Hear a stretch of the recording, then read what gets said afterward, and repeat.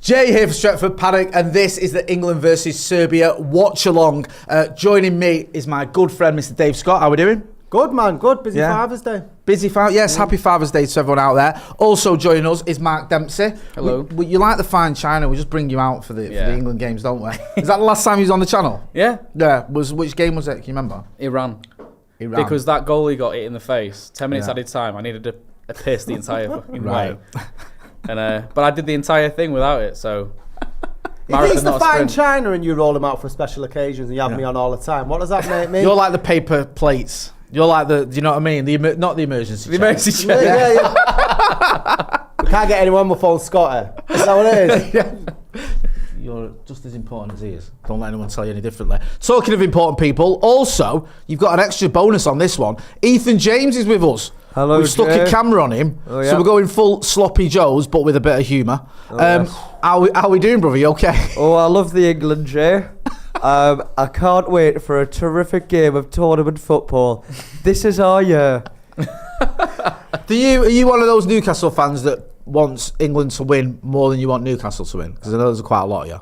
Well, I would say this mentality isn't just a Newcastle mentality, but I think there would be nothing more special than winning a World Cup or something. If you had a choice, right? Yeah. England win the World Cup or Newcastle win the Euros, what would you... Euros, hang on a minute.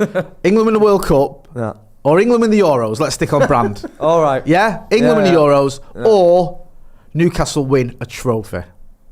Ooh. Well, you see, I'd probably say not the Carabao, but otherwise all right, Newcastle. the FA Cup or above. But World Cup wise, Jay, it's always the World Cup for me. So if it was England to win the World Cup or Newcastle to win the Champions League, the Champions League. Oh, it just seems so unimaginable. Do you know what I mean? I can't even think. Think about giving it to them Mackhams when you've won the Champions League. Oh, I would love that. But wouldn't it be great if you see, I live in Manchester, Jay, so if I can get myself on the streets and share joy with my new neighbours, as it were, because I can't really, if it was Newcastle, I'd be loving it for myself, but just that unity of everyone coming together is just something quite special. You can tell you've not spent long in Manchester. That joy of everyone getting lemon and ramming pint pots into each other's faces. We're going to get into the England team in a minute. Before we do, though, just wanted to send our condolences to the family of Kevin Campbell. Kevin's been on the channel a few times, he's a friend of the channel. Scotty, you know him quite well as well. Yeah. I got to know Kev about 10 years ago. I was performing at an NSPC gig, and he came up afterwards, and I was like, it's Kevin Campbell. Yeah. You know, I wasn't expecting like a footballer, a former footballer, to pay any time to me, and then we just sparked off straight away, and we got to know each other really well over the following 10 years, became mates and stuff like that. For me, it was just a bit, really, you know. One of my close friends is an Evertonian. He goes, how come you're friends with Super Kev? I said, because he's one of the best people that you'll ever meet in your life, and he really was. And I know accolades, when people pass away, they sometimes can, I don't know, be exaggerated a little bit, but everyone's come out and said not so much the football side of it, but also the heart of the man. He was just such a lovely person, and anyone who spent any time within his company, it was just such warmth. I've never met anyone who was so positive, all the time. He was such, I don't know, it's a cliche, but gentle giant. He really, really was, and it's sorely missed. I was in bits yesterday. You told me the news, and I was really upset. I knew you would be, because like I said, I didn't know him that well. I was fortunate enough to work with him a few times, but I knew you were quite close to him, and whenever he came on the channel, he was just full of energy, and he made you feel like you were his best mate, like you'd known him for years. So friendly. Yeah, he was.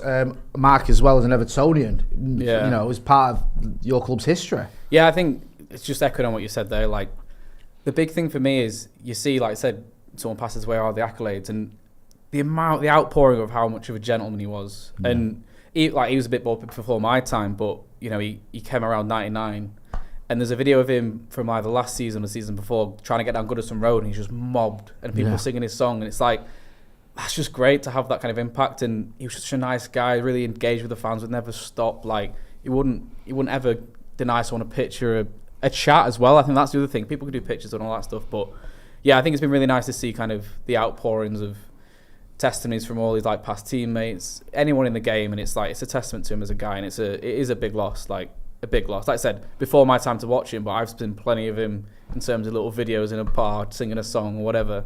He just really seems like a top bloke, and he'll be missed. He will. And also, just as an aside, I remember chatting to him about this when he was on. I think he scored the most amount of goals for any English striker without playing for England. Never played for England. Yeah. Was in the reserves. Was Yeah, it? he scored over 100 top flight goals, like the first division when it was the first division of the Premier League. Obviously smashed it at Everton, smashed it at Arsenal, and yet didn't get a solitary England cap, which is just insane considering now, if you have like 4 or 5 good games, you usually get into the squad. Talking of the squad, we've got the team up there. The big news from a Manchester United point of view, no Kobbie Mainoo. We did expect, or it was sort of a lot of strong rumours, shall we say, that Alexander-Arnold was going to start in midfield, and it certainly is the case. You can see there, Jordan Pickford in goal, Walker, Stones, Gahey, Trippier as your back 4, Alexander-Arnold, Rice and Bellingham as the midfield 3, and then you've got Saka, Kane and Foden. I imagine that'll be Foden on the left, obviously Saka on the right, Kane down the middle. Interesting to see how he does the midfield. Is it going to be a double pivot? Is it going to be Rice as a sort of solitary number 6? I'm sure it'll all come out in the wash. Scotty, I'll start with you. What do you make of that? The fact that the big question was going to be, was it going to be Kobbie Mainoo or Trent? He's obviously gone with Trent Alexander-Arnold. Are we going to call him Alexander-Arnold? We'll call him Alexander-Arnold. I corrected myself there because I hate when people call him Trent like he's the mate. I don't think there's any great surprise really with that decision. It will be interesting to see how he plays alongside Rice. But from a Manchester United point of view, if Mainoo's going to appear in this tournament, I'd rather see him eased into the starting 11 rather just seeing what happened after the game the other week when he was getting unnecessary bashed. It's a really strong England 11. My fears for them is the conceding goals. Vlahovic up top, you know what I mean? I think they've got, and is it Mitrovic who's up front as well for Serbia, so I'll be interested in there. But it's an 11 that you'd expect to win this game. Yeah, Dempsey, what do you reckon? Yeah, I think with what we've got available, I guess that is probably one of the better sides we could put out. My thing with a fullback being in midfield is a bit of a problem. Like I think Trent Alexander-Arnold's a great player. His passing skills are amazing and all that stuff. But I don't know. I just feel like starting for England in an international tournament should be a midfielder. You know what I mean? Like I just think that yes, he's really good at passing. Yes, he's really good at this. But it's like midfield's so different to right back. So yeah, I'm a bit gutted for Kobbie Mainoo. I just think that like it'd be great to have him in there because not only has he earned the position, but also Adam Wharton as well. I just think having a really young up-and-coming player in a team like that, it's just a bit of excitement about it. Do you think he's worried about the pressure though with Mainoo going into that after what had happened during the sort of friendlies and stuff? Yeah, but you look at was it Lamine Yamal, 16-year-old playing for Spain. Oh yeah. You look at Musiala, young. Well, even in those friendlies, let's not forget, in his first game when he came on against Brazil, he had 100% pass completion. His second game was player of the match. It's only his third game that this isn't my opinion. I'm just saying though, on the whole, in those friendlies, his overall performance was superb. Yeah. Even the one where he was getting stiff from, I think there was worse players on that pitch who had far more experience than Kobbie Mainoo. I get your point about some of the press in particular did sort of single him out, and I think it was a little bit harsh. So maybe Gareth Southgate is looking at. I just think as a midfielder, I think Kobbie Mainoo is mint, and I think it's a bit of a nonsense, I feel, to put a right back in there ahead of him. I just do, and I think Trent Alexander-Arnold's a good player. I don't watch a lot of Liverpool, but from what I see, a lot of his good stuff is sort of pinging them balls across. Can he do that from midfield? Possibly. Is he defensively sound if he's got to drop deep? We'll have to wait and see. It's a big call, but like you say, Scotty, the one positive of this is that Kobbie Mainoo's not going to get blamed if anything goes wrong for England, which I'm quite relieved about because the record of Manchester United players getting blamed for England's faults, even when we're playing against England in the case of Cristiano Ronaldo, is unreal. It's just like no matter what happens, it's United players' fault. So we don't need that on the 19-year-old's head. That's a really interesting point. Can you name the last time an international tournament started and there wasn't a single Manchester United player starting for England? I can't in my lifetime. No, I can't. To be honest with you, I don't. Does maybe that say how Euro far '92, perhaps. Do you know what I mean? Like when's the last time that ever happened? Well, the thing with that is, and I get your point. We're talking basically about one man's opinion, aren't we? Really, when it comes down to it now, we're talking about Gareth Southgate's opinion that he prefers to play Trent Alexander-Arnold over Kobbie Mainoo, or that he prefers Foden on the left side position, overtaking Marcus Rashford. I know he didn't take him, or that there's also injuries as well. I think if Harry Maguire's fit, and I think if Luke Shaw's fit, Luke Shaw 100% walks into that team. Well, he's a left back. Yeah, That's the first thing, isn't it? So he's in the team. So I get your point. Like it shows, but it also shows the makeup of the United team as well. We usually had 3 or 4 players. Oh, yeah, England. easy. Now it's a little bit less. I think as well, like again, it comes back to my point. A midfielder in midfield might be like proper Brexit. No, I get it though. You look at someone like Conor Gallagher, who I did see a tweet saying he plays every game like he's 2-0 down in the 80th minute, which I can't unsee now. But it's like he's had an all right season for Chelsea. He's got energy on it and he's a midfielder. I keep saying he's a midfielder because it's like this is tournament football. This is like the top of the game, international, and you're putting he's trying to get Alexander Arnold in his team because he's a very, very good player. And I'm just like, but is it worth it at the expense of balance? Consider his reputation of being safe, though. What do you think? You know, do you think he's and with the selection that he brought up? Is he risky? He's changed it this tournament, though, hasn't he? Yeah. Everything we knew about Gareth Southgate, I think, has gone out the window a little bit. Yeah. So he has his favourites. It was a criticism or even a compliment, depending on how you want to look at it. Is one sort of attribute he's always had. He's had a core of players he's always stuck with. Your boy Pickford's been one of them. John Stones, Jordan Henderson, Harry Maguire, Harry Kane, obviously. You could probably, for the last few years, throw in the likes of Bukayo Saka, Declan Rice and Phillips, Calvin Phillips before him, Jude Bellingham certainly now. That's kind of gone out the window a little bit in the sense that even though Maguire wasn't 100%, he probably would have been available for some games. He's not took him. Marcus Rashford had a bit of a poor season, but he's not took him anyway. He might have got away with it. He might have thought, well, especially when Jack Grealish made the provisional squad, and you look at his numbers compared to Marcus's, but no, he's not feeling him. And Jordan Henderson, obviously, I think he's sort of signalled that this is the end of Jordan Henderson's England career, which makes sense at his age. I think on that, though, that's what has frustrated me about this squad is it's 1 or 2 people away from being actually quite progressive for Southgate. I think Wharton and Mainoo being in there is great. It shows that any English player, if you have 6 good months for Wharton and then obviously a breakthrough season for Mainoo, you've got a spot. And I think that's great because in the past there's been times where like there's been a great striker who's had, you know, maybe it's a Watkins or I'll say Calvert-Lewin got a chance in the last, was it the World Cup or? I think it was the Euros. Euros, yeah, that's when he did well.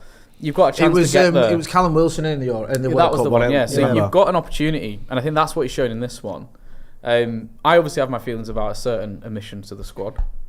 Well, we'll get into that. I want to talk to you about that because Jared Branthwaite obviously has been heavily linked with Manchester United. We've had varying reports. I think the latest one was that terms were agreed between the player and the Manchester United. There was then these reports that United had put in a bid, I think, of 35 million quid that was just rejected straight away. I think United, at the time of recording this, are going to go back in with another offer or in the process of going back in with another offer. The issue I've got with Branthwaite is I haven't seen a lot of him. And the only games I've really seen him in is when it's a big game, if it's against United or it's against City or it's against Liverpool. It's one of the games that's on the telly. Yeah. So it's very difficult for me to make a sort of measured or insightful analysis of him. You watch him week in, week out. You're a massive Evertonian, obviously. Just on first things first, when you heard that United were in for him, what was your initial thoughts on that? Initially, I was like, he can do better. Okay. So you look at where United are right now. I think he's in the position where he can pick his next move. He can go Madrid, Bayern, all these top teams, left-sided, 6'4". Again, really good on the ball. Does he do it at Everton as much? No, but he can do it, and he's shown he can do it. So first thing is like classic, like United are in for him, of course. I think at first I was like United are in for everyone. Anyone who's done any good thing in football gets linked with United. And I knew things like was coming with PSR. We're kind of struggling with, the 2 points deductions one season. We've got to make sales. We've got to be profitable. We've got to be sustainable. So I knew people would be coming for him. People coming from Amadou Onana, who I'd be happier selling Onana than Branthwaite. So I was like, it's going to happen, but it's nice to have a player that people are after because we've not had that for years, maybe since Richarlison, maybe. So yeah, initially I was a bit worried, but when it was United, I thought... You say like he could have gone Madrid, but like Bayern Munich have got a lot of centre-backs, haven't they? Yeah. Real Madrid are pretty set on their centre-back, and I think even if United are finishing 8th, we're still one of the biggest clubs in Europe. I would we're say still a that, huge club. When I watch him, he's a Man United centre-back. Right, okay. I think. Man United right now, don't know, because what is Man United right now? But the Man United that I know growing up, and obviously you've known for years, he fits a lot of them. Like, if you signed him, for example, I see him being there he could be there for 10 years, for example. He could be a captain. So what I see of him, and I watch him every week, he's ridiculous. He is ridiculous. What are his best attributes then? Because obviously, we know his age. He's already got a lot of experience for a 21-year-old. You mentioned earlier off camera, he's been on loan to PSV. I think he won a cup there. You said he was at Carlisle. He started out. Yeah, Carlisle. And then Carlisle. We bought him. Then went on loan to Blackburn. Got a bit of that. So he's got a lot of experience for a 21-year-old. Been in and around the England squad.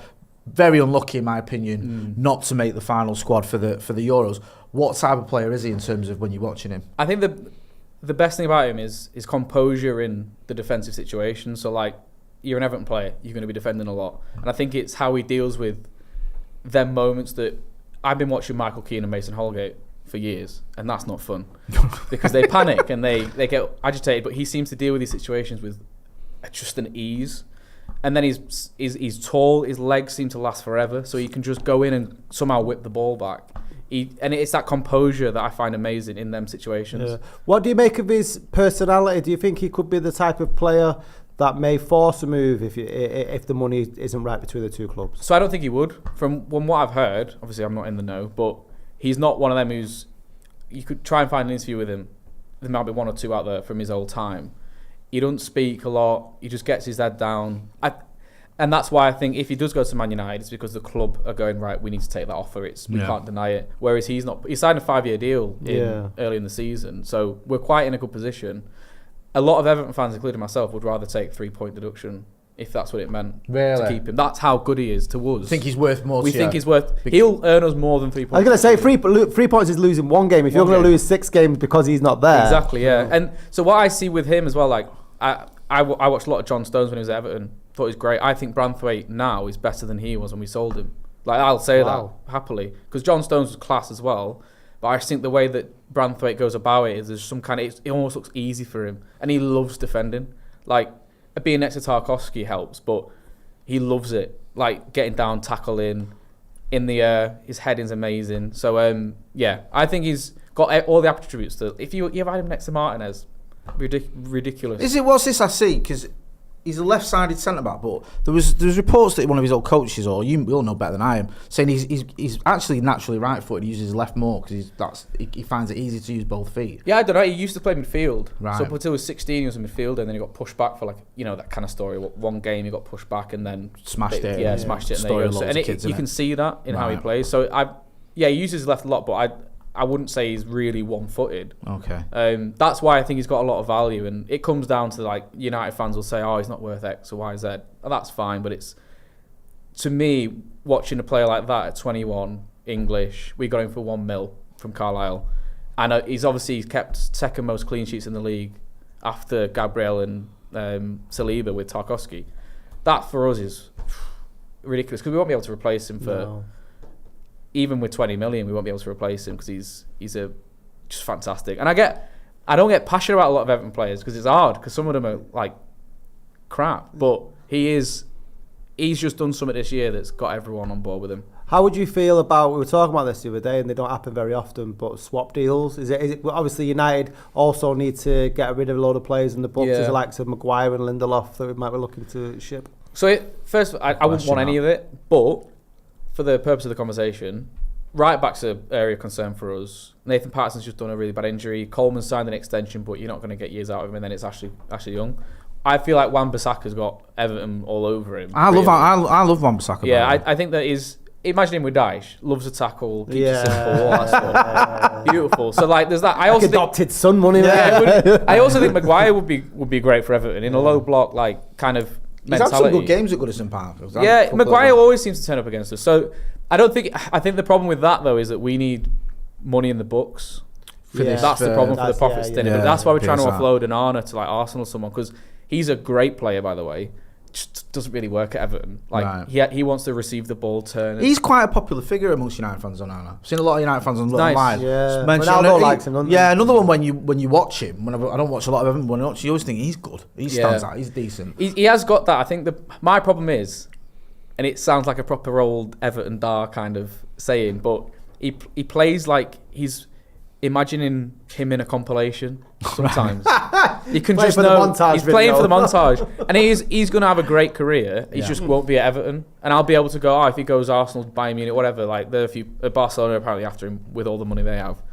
Like I'll happily he will go and have a great career. I just can't see it at Everton because he's one of them. Is like, what does he do? And he does a lot. He plays really well, and he has some good compilations already. But I think he needs to go to a bigger club to really express himself because receiving off the keeper at Everton is just not going to happen for a few years, is it? Just one final one, Dempsey. Jared Branthwaite, what would it take for you money-wise? What's the deal where you go, yeah, do you know what? Makes sense. I think in our position, I'd want some at 70 to 80. Right, okay. But I could see some at being like a 65 with some on top. 65 with add-ons. With some on top. Being realistic, it depends what stance we take. If we have to, that's what I can see what happen. But I think if we try and push Onana out first, that'll be what we need for... I think as well, sometimes with things like this, from the selling club's point of view, you want a couple of clubs in there, don't you? You want a bidding war to start. And I don't know if anyone else is in for it. It's annoying that City have got Vardiol and they've spent a lot on centre-back. Same Bayern, like... You know, like Cucurella when he went from Brighton, it was like City and Chelsea wanted him. Then City pulled out, but Chelsea was like, well, we'll keep going. I think the argument from Everton has always been like Anthony, Maguire, Mount for 60 million. Well, this is what Ineos is trying to... And this is a big deal for Ineos now, because this is them saying we're going to do things differently. Now, I rate Branthwaite, and I know he's completely different from Anthony, but if they go in and go, right, we're going to pay 75 million quid for a kid who's... one England cap, never played in the Champions League or whatever, or unless he's, certainly not recently. It kind of feels like the old way of doing business. And you set a precedent for the rest of the signings. So it'll be interesting to see who blinks first. Thanks for that, Dempsey. I really enjoyed it. Get involved in the chat and the comments. Loads of chats and comments to go through. I'm going to go into now. Also, some quotes from Erik ten Hag, which I'm going to get into because I think he's been speaking to. I think he's doing a bit of TV for the game for Dutch telly, so I'll get into that. Fergal McClements, who's been a member of the academy for 30 months, says 3 right backs in 11 is mad. Yeah, we have got 3 right backs in England, haven't we? So glad no United playing, to be honest. I'd love most of them to have quiet summers so they are rested for next year. Danny Wilde, who's been a member of the academy for 36 months, says Southgate is pathetic playing Trent Alexander-Arnold over Manu. There's a reason Klopp didn't even play him when they were desperate. Oh, Klopp, right, okay. Ulrich Jude has been a member of the first team 16 months, says 100% selfish. Hope Trent Alexander-Arnold gets outclassed. Man has no business in midfield, plus Cobby to step in and show him what a proper talent looks like. Akash K says Anfield Agenda said Henderson, one of them things, and Scholes, FML. I wouldn't listen to anything Anfield Agenda has to say, to be honest with you. And also just loads of people in the chat. Someone's saying, have you seen the quotes from Erik ten Hag? I've got them here. So, Fabrizio Romano's tweeted this. I think this is from me. He's talking to NOS Studio Voteball. He says, Ineos are new into football, so it's normal to take their time and reflect the season. It's no secret that they talk with multiple candidates for Man United job in England. It's allowed. And then about his new deal, he said, I'm in talks with Man United over a new deal. Yes, we still have to find an agreement for the new contract. This isn't easily done. We are still going to have to talk about this. So, and also, this is a bit of a weird one. Well, not a weird one, but quirky. He also said, Manchester United flew to me, in Ibiza to tell me that I was going to stay. So they disturbed my holiday. They suddenly stood at my doorstep, he said, smiling. So yeah, he's there, 3 pills deep in Ibiza, absolutely out of his head. Do you know what I mean? Next thing you know, he gets a tap on his shoulder and it's in Jim Ratcliffe. Right, what's happening here? You've still got your job. Yeah, don't worry. You still got your job. Crack on. All right, nice one. What happened to a Zoom call, mate? Yeah, like, do you know what I mean? WhatsApp would be great. Let me chill. We'll wait and see. As always, we'll keep you updated on that. Mr. Scott. Yes. You have a piece of paper there. I have a piece of paper. And it worries me. When I see you with a piece of paper... It's not a summons. Right, okay. I thought I'd do a little bit of a game for you. Right, so, Ethan, you can join in on this as well. So Serbia, I've been making the news for the potential ultras that are going to be, stomping through Germany looking for England fans to bash. It sounds like a stat, that. Potential ultras. Yeah. Potential ultras. Waiting for the here we go. Yeah. So here we are. So I thought, they've got some great names, the Serbian ultra groups. So so the game is ultra or ultra bullshit. Right. So you've got to say if they're a real ultra group. So these are either the names of the ultra group or you just made it up? Yes. Right, okay. Okay, so this one. Real men. Real men. Surely that's not. Right. I'm going to go. I think that's a bit too, like, it sounds like a deodorant. I'm going to go. Yeah, I'm going to go down on no. that one. No. Ethan, what are you saying, son? I don't think that's a creative one for Scotty to make up. So if it's a made up one, that's a discredit to him. So I'm going to say it's real. All right, you don't need to lick his ass. Well, no, I was double bluffing. Yeah, it's a fake one. Is it? It was purposely crap. Okay, Zulu Warriors. Oh, got to be. That's got to be it. Zulu Warriors sounds like that's the name of the Birmingham firm, innit? And I don't think the Serbians are going to be calling themselves the Zulus. So I'm going to say they might be big fans of Michael Caine. You don't know. Yeah, that's true. It was the in-betweeners drinking game. Get it down, you Zulu warrior. Get it down, you Zulu. Drink. Fake. I think fake. I'll go real. You've got it from the in-betweeners. It's real. Get Yeah. Serbians Dempsey. love Michael Caine. Don't throw bloody Spears at me. This next one, Headhunters. Headhunters. That's so painting by numbers. I'm going to go no. Headhunters. I think them Serbian ultras have got a bit more about him. Ethan, Fake sounds like a recruitment Fake. team. Fake, yeah. free Recruitment. fakes. It's real. I haven't got one, right? What? Serbian ultras on LinkedIn. Mate, There. headhunters. Who do you think you are? Some employment agency. Sounds like some Headhunt- Dion Dublin would I know, have. headhunters. Are you struggling for work? Fear not. We bastards are hard. Absolute fake. That's Jay's not, group. That was the name of my boy band at school.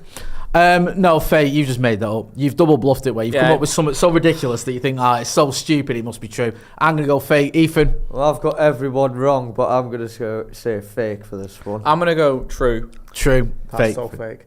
Fake. I'll do the last one. Gravediggers. Right, I'm putting this one to the vote as well because I Gravediggers. Let us know what you think. If you think Gravediggers is real. Ethan, what do you think? I'm going to say real for that one. Yeah, that one sounds real. So he's saying real. I'll say real. Dempsey, you're saying real. 2 reals. I'm going to go with Cartel. 11 says real. Mark Hatton says real. I'll go fake. No, that's one of the most famous. Get in. Serbia. Bloody read a book, Jay. Come on. Yeah. Do you know what? That's the one gap in my knowledge. Serbian ultras. I really enjoyed that. Yeah, I like that. We'll make it a regular segment every time England Move plays over, Serbia. Richard Osman. Yeah. I like it. Fergal McClement says the video you did on Laurie's article was great. Majority of the drama makers came in Ollie's final year. Obviously made Ollie's job a lot harder too. Good. I'm glad you said that, Fergal, because we're going to have the man himself, not Ollie, but not Fergal McClement, that's you. We're going to have Laurie Whitwell on the channel tomorrow. He's going to go through his article, explain it. Sort of. We always like to get Laurie and everyone on when they do an article like that to just tell us the background to it. Obviously not give away the sources, but see if the club push back on any of it and whatnot. It was quite interesting last time we had him on. And he would tell us he did a big article on like just the shambles that United were under the previous regime with likes of Murta, with likes of Woodward, and he was telling us which parts the club pushed back on and which parts the club were like, we're not going to argue about that. So it's really always fascinating to get him on. So we'll have him on tomorrow. 4 o'clock tomorrow, he's going to be joining us on the Paddock podcast. Make sure you check that out. If you're not doing already, hit like, share and subscribe. Let's do some score predictions. Ethan's got a mouthful of food, so I'm going to ask him for his score prediction. I'm going to say, Jay, 1-0 England. Who's going to score? I'm going to say a Harry Kane penalty. Oh, God. That stinks of being right. Scotty?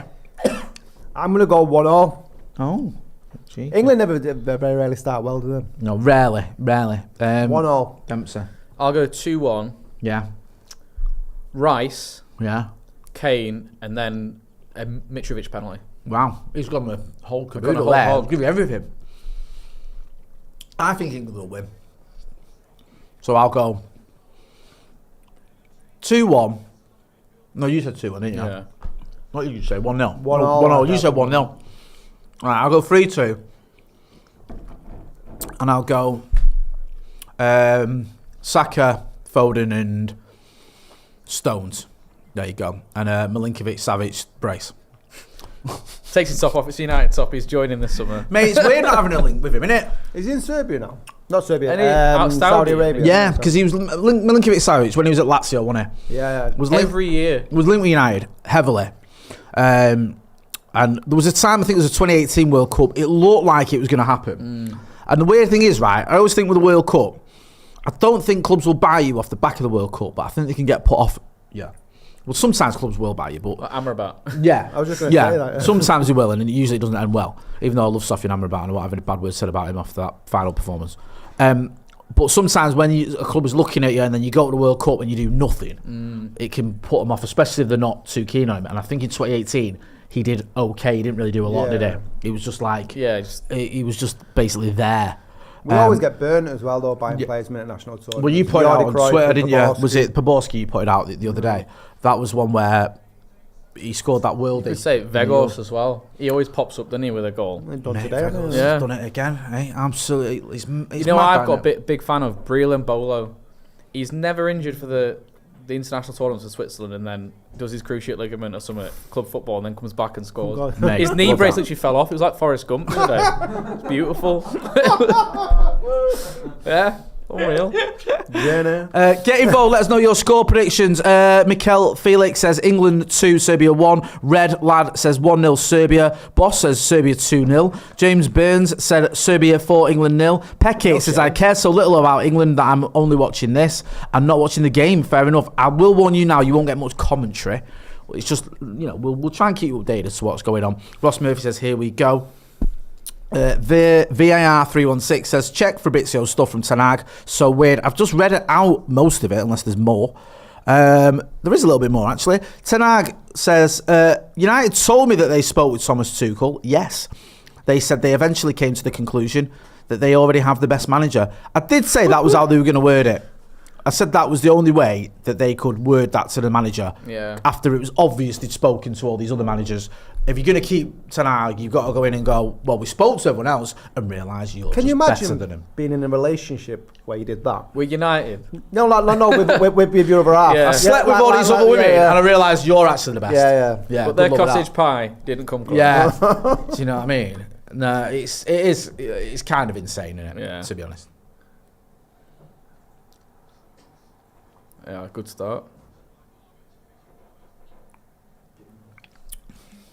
Game's kicked off. KG. Big game for Mark Gahey, isn't it? He's not played many games for England. Is I like it 2 him. starts since February though for Palace? Yeah, that worried me a bit. He's really unlucky because I'm looking at his injury record because he's another one of the millions that we've been linked with, and he usually plays a lot of games. I think he's played like nearly every game for the last 4 seasons or something until this season. Yeah, where he's missed a few games. He has quite a good partnership with that Anderson. At back. But his career trajectory is very good. I think he was at Chelsea, went on loan to Swansea, I believe. Also was part of that England under-17s team that won the World Championship or the World Cup, whatever it's called. You know, with Isaac Foden. Buckley-Ricketts. Yeah, mate.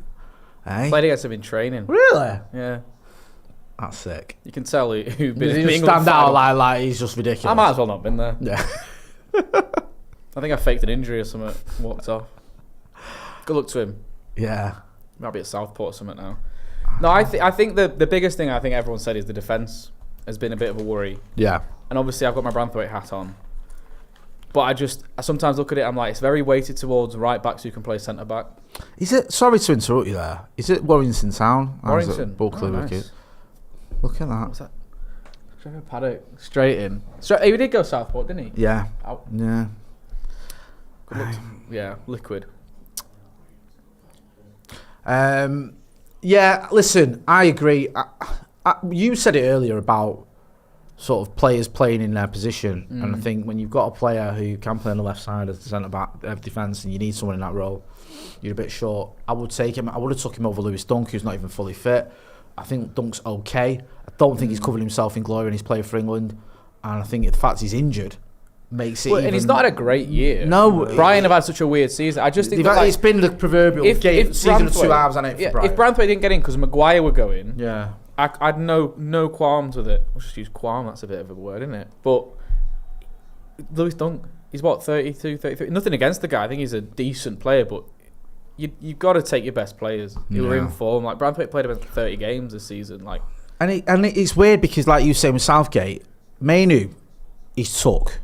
And he could have ignored that. He could have sort of said, look, he's a teenager.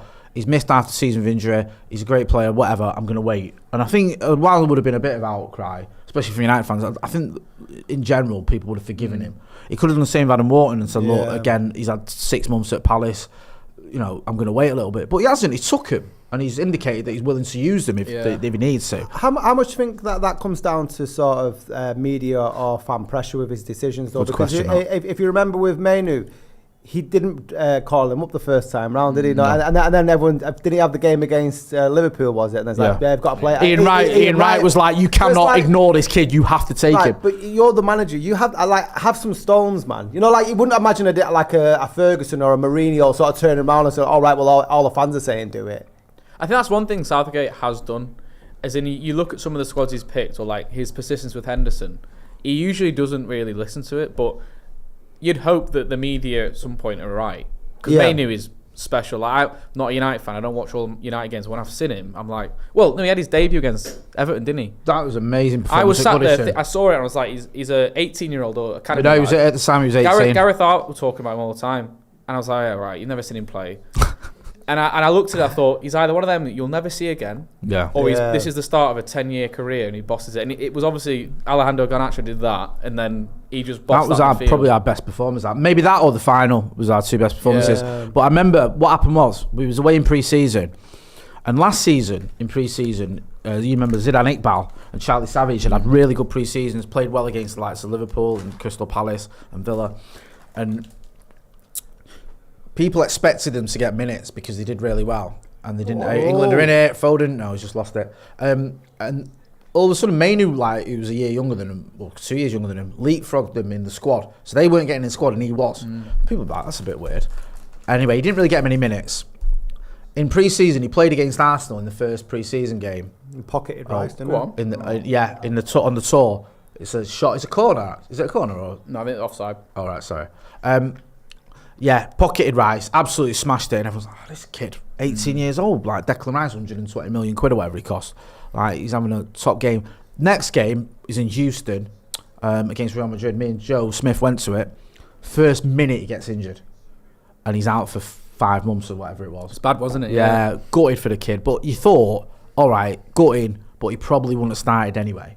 Comes back, as that game against you lot, as several other games where everyone's like, this kid is the real deal. And he's ready. Also, United are absolutely terrible at the time. And it's like, in a team full of underperforming needs it, doesn't he? Rubbish. You know, you need someone who's actually. As an Everton fan, I've seen plenty of bad players have good games against Everton and then go missing. Yeah. Like, if you're a striker or any player who's not scored in about 10 games, comes to Goodison Park, we'll give you 2. So I was thinking, great, he's played well against us, easy. But then when he keeps doing it and you keep hearing it all, and like, got a lot of mates who are United fans, and it's nice to see, though. I like that. I like it when they come through, because like, the money's getting ridiculous with transfer fees. You know, like, is Declan Rice worth all this stuff? It's nice to see an academy graduate who's that good, that good. I think it's probably only Foden, really, isn't they, recently, that sort of come through and had a career at a club that he started at. But that's at City.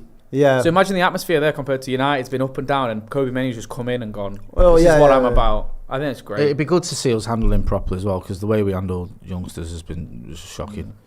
Do you think any careers have sort of fell the wayside because of that, because of how we've dealt with youngsters' career?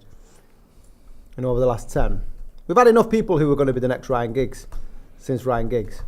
I think a lot of the players that have come through the ranks at United have suffered because of the way the club. Yeah. I think Marcus has suffered. I think if you look at him when he burst onto the scene, was it 8 goals in his first 15 games? Winner at the Etihad, winner against Arsenal. 2 on his debut, looked like he was going to be set. Then he gets moved around. He has injuries. He gets played with injured.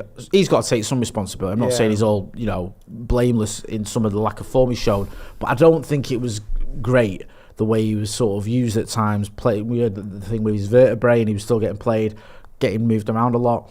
You look at other players we've had come through where you think maybe not. Are they going to make it? Are they going to be the player we thought they were going to be? And it's like, we seem to have this sort of boom and bust approach. Someone like Brandon Williams, for example, he comes in, he plays every game for like 20 games, and then you never see him again. And it's like, what happened there? How much do you reckon the fans are behind this as well? Because we do romanticise having that sort of homegrown talent. Obviously, the history with the academy going back 100 years or whatever, since we've already had an academy player in the squad for each match day. Us as fans love that sort of thing. So, do you know, like, are we partly to blame, do you think? Putting that sort of pressure on. Because remember, Makeda was another one, Januzaj. I mean, yeah, I'm as guilty as anyone. When Januzaj scored that brace against Sunderland, or when Makeda scored that goal against Villa, I was, you know. Anyone doing anything against Sunderland is always going to be revered. Yeah, exactly. Isn't that like... Heath. Oh. Yeah. Oh, yes. Hey. Ethan's a big... Anti-Macron. a big Januzaj fan. I think all fans of all clubs like that with the academy players. Every single club who has an academy player come through, the fans love them because you've seen them as kids, you've seen them grow up. A lot of them are from the area, so there's a little bit of an affiliation. You, don't they? Yeah, really? they do. So you're always going to get that, and it's no excuse. I think the club have to be better and sometimes stronger in terms of how we're dealing and handling the youngsters. Now you mentioned Phil Foden, and I've said this a lot of time. And I think that Phil Foden, for me, I haven't seen.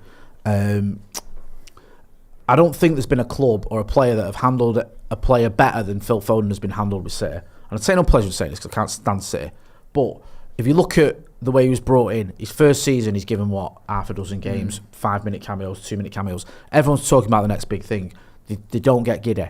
Then when he gets brought in the next season, 12 games, 14 games, whatever, little cameos, maybe the odd Carabao Cup game, he's coming into a team that are dominating possession, surrounded by world-class players. It couldn't be any better for him. The third season, a little bit more. Do you know what I mean? It's gradual. It's constantly gradual. And so you get to the point now. Even last season after the World Cup, he gets a break. Yeah. Like, Pep drops him for a month and brings in Grealish. Meanwhile, you know, anyone who did anything for the World Cup for United is playing every single minute and every single game. We just pin all our hopes on anyone who does anything. Yeah, Rashford, you've got to get all the goals now because you're scoring. Yeah. Or Bruno, it's all down to you. Yeah. Whereas City go, hang on a minute, let's take him out of the firing line for a bit. Maybe his form's dips a little bit post-World Cup, he's knackered. So even recently he's getting handled with the best way possible. And you just don't see that United at all. It's the opposite. It's, this player's the best player in the world, he's absolutely mint, let's throw him in. Oh, he's knackered. Oh, he doesn't play in that position. It'll be fine. Oh, he's not playing that well anymore. Let's hammer him. And it's, you know, you going back to your earlier point, Scotty, I think the fans have to take a little bit of responsibility. Sometimes we can be quick to judge players the other way and be quick to criticise them when maybe they need a bit of TLC. Obviously, your club's going through a hell of a lot of turmoil the last sort of 5 to 10 years. How have you seen that affecting the academy players that are coming through? Oh, it's been awful, really. I think the last ones you kind of think of who's come through is Anthony Gordon, you'd say. And obviously we've got some good money for him. He's a good player, but other than that, a lot of our academy prospects was just like a few of the. We have Lewis Warrington who was involved a bit this season. He was on loan at Plymouth, didn't get quite got an injury and then came back and he's been released. And he was one of the only ones we thought, oh, he could come through. So recently it's just been awful. Like either we had to sell Ellis Sims to Coventry for profit and sustainability. He was done all right, but he was like 22, 23. I think he broke all of Rooney's records, so we were always excited about him. But we had to take a bit of a low fee for him because we needed to sell him. And he's done well, but like, yeah, I think Everton's academy used to be quite good as well. Like we used to get a few people coming through it, a few exciting people. You got Rooney, and obviously Rodwell came in, but didn't quite have the career. Barkley obviously was a big one. Obviously we bought players quite cheap like Baines and development stuff like that. But yeah, we've not really had anyone come through to fill the boots because we've needed it. I think again we're at the position now where the less we can spend on players, you need the academy to help. Someone like to come. So I genuinely thought this Lewis Warrington, who's looked quite nice in a pre-season, obviously not ready, but like someone to come on for the last 10 minutes. And you've got people like Andre Gomez leaving, you've got gaps. So I think Everton are in a difficult spot with academy at the moment because there's no one. I think Dyche had some quotes from him saying that there's no one really ready to come through yet, which I think we need badly because our squad's so thin. Like as soon as you get an injury, like if Tarkowski or Branthwaite had been injured, we'd have had it'd be Michael Keane and maybe someone else who's you don't Reece Welch, who I've no idea who that is. I don't know his England face. Could be in here. Saka. Bellingham. Whoa! Jude Bellingham with a goal. 1-0 to England. A header from about 6 yards out. He's having some spell in it. Wow. Jude. Hey. That defender didn't know what hit him when he came from the back now. See, one of my mates, Jacob, Birmingham fan. Yeah. He told me very early on, this guy's something. I was like, yeah, all right, mate. Birmingham fan. You know what I mean? I was like, all right, mate. We actually were meant to go watch him. He scored a goal against Barnsley, right? But we were trying to get there, but there was a train incident, so we had to go back. We ended up going watching a Wigan game instead. Oh, really? Sad day. Great ball. What a player, though. I love a run like that into the Yeah. third man run. Yeah, see the centre back trying to get across, move out the way. Oh, get in. Great ball. See, I've been seeing a lot of people like talking about him and Musiala. Like, who'd you rather have? Musiala was good the other night for Germany, though, wasn't he? Very good. You see that tweet as well from that woman a few years back. He was like, "Oh, this kid in this Fulham academy, 11 years old, Jamal Musiala, he's all right." And she's retweeted being like, "Yes, Look at me. look at me, I'm right." So it's like Brighton scouts are already onto her now. Give her a 10-year contract. I love that. I love when people dig out old tweets. Yeah, for good or bad. Yeah. It's just a great exercise. Good start this ring with him.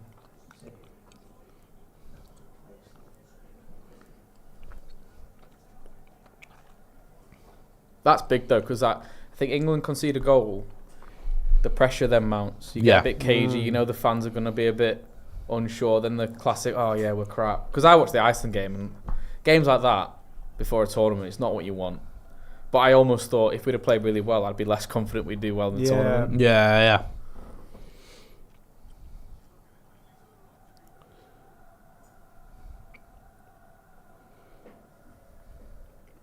Who got the assist? Was it Saka? Yeah. Bit of a deflection, but it got there. Because he didn't have a great end to the season, did he, Saka? Really? No, he fell off a little bit. There was always, he became a bit of a meme, didn't he, for limping? Yeah. And the thing off Top Boy as It was well. since that Bayern Munich game, wasn't it? Yeah. Since it fell off. Yeah, and then everyone was like, sort of, he seems like quite an easy target as well for a lot of people on Well, the socials. media as Yeah, well. the media as well. But I mean, he's always going to start for this team, innit? I saw the overlap the other day, and they were talking about the 11, and it was like they agreed like there's no way Bukayo Saka's going to get dropped for Gareth Southgate.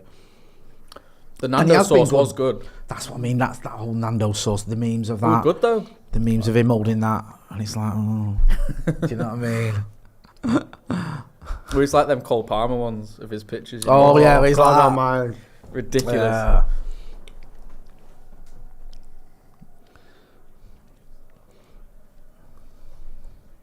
How old is Bellingham? I want to say 20. Turns 21 next week, I think. Does it? Oh, Ridiculous. It is mad. idiot. You know what I was doing when I was 20.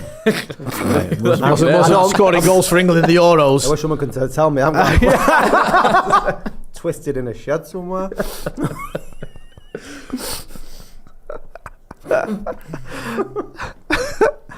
Yeah, I think I was the same. That's what I was thinking. That, honestly, watching Spain the other day, that Yamal, Yeah. 16. What are we playing? Spin the bottle in the park. 16. What are you doing? It's your Christ. roles, I was idiot. thinking You're doing bottle your of white light. Yeah, Yeah. I was doing community service when I was 16. You know about cleaning the canal. And you've got a job. What are you doing? In a uniform, idiot. Get it. Get involved in the chat in the comments. Let us know what you think so far. Ominous Heat says Serbia are not seeing anything of the ball. Has been all England so far from what I've seen. Punch Paint says I don't even watch the games. I just read Jay's facial expressions. I'm probably not as animated for this game as I'm for United, but it's been so far. It's been alright for England. 16 minutes in, got that early goal. Makes it difficult as well, doesn't it? Because Serbia now have got to get on the front foot eventually, and with the players that England have got in attack as well, yeah. that attack is something else for England. It's a nice run by Alexander Arnold there. We'll have no Alexander Arnold praise on this channel, so No, I don't care that's what hard he for does. me, that. I imagine I can't do much Pickford praise today. Well, you never I'll know. be involved. What's the sort of general feeling about Jordan Pickford at Goodison? Class. Just love the guy. Yeah, I think the thing that confuses us is people seem to go, "Oh, he's actually doing all right now." It's like, no, he does well for Everton all the time. Yeah. I think he made him. The one I can think of was against Chelsea. Again, all of our good players seem to make mistakes against Chelsea. We lost 6-0. Other than that, I can't think of any others. Or maybe one against another game when we're losing. But Pickford's kept us in the Premier League past 3 years on his own, really. And he's great, and he likes it at Everton. It's like, would he go to a top 6 club? Don't know. Like whether they want him or not, because he is like but he's a class player. He's really good. Like he's a mad bastard as well, and you need to be for a He goalkeeper. seems very like like the old school cult hero that you used to get for your team, don't he? Loves it. Like, he loves football. So like, if people give him like crap at the away end, he'll give it back. Yeah. And like, I think he's settled his head past 4 years. Like, his first bit at Everton when we played Newcastle was just a write off because the Newcastle fans just got in his head, and because he's a Mackham, and he just lost it, and I think we lost 3-2 in a game, and all 3 of the goals were his fault. Foden here going forward. Oh. But I think it confuses me when people say, "Oh, he's good for England, but not for Everton." I was like, "No, he's brilliant for Everton." Like, some of the saves he makes are stupid. He had was it at Old Trafford last season?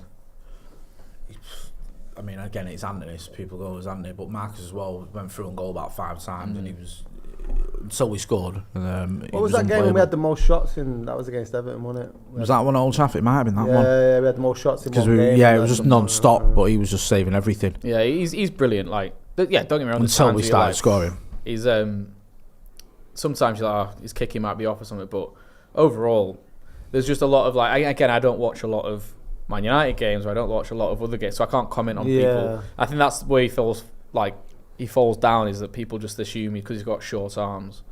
But he's just a mad bastard who loves saving the ball. Like, you see that in training, he got one to the face, and everyone was like, "Oh, is he all right?" And he said, "Did it go in?" And like, no, he's like, "Get you." You just need that as a goalie, because I think,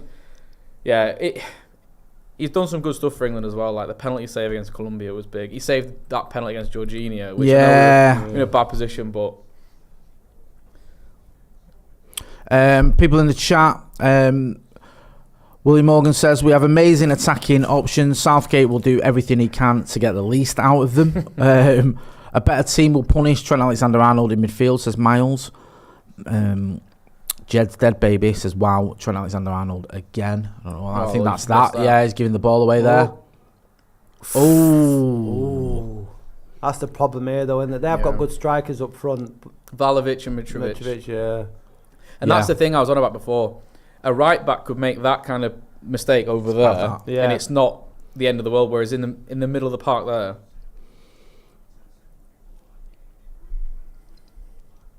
he's got to be careful there, Trent Alexander-Arnold. So who's in our group?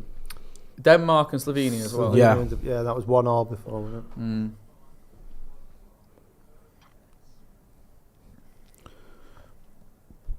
The Mr. Ben Dewey says, put Cobby on. Ahmad Hassan says, justice for Cobby. Discu says, Trent completely out of his depth. Adam says, Keno was saying Trent Alexander-Arnold won't be able to play midfield against the big boys. I mean, it's only early days. I mean, I'm fuming that Cobby Mainoo's not starting, but we're only 20 minutes into the game against Serbia. There's plenty of time left yet for him to get a grip of this game. And also, this isn't the most difficult game for him to be in. But this is what he's in the side for now. England got a free kick.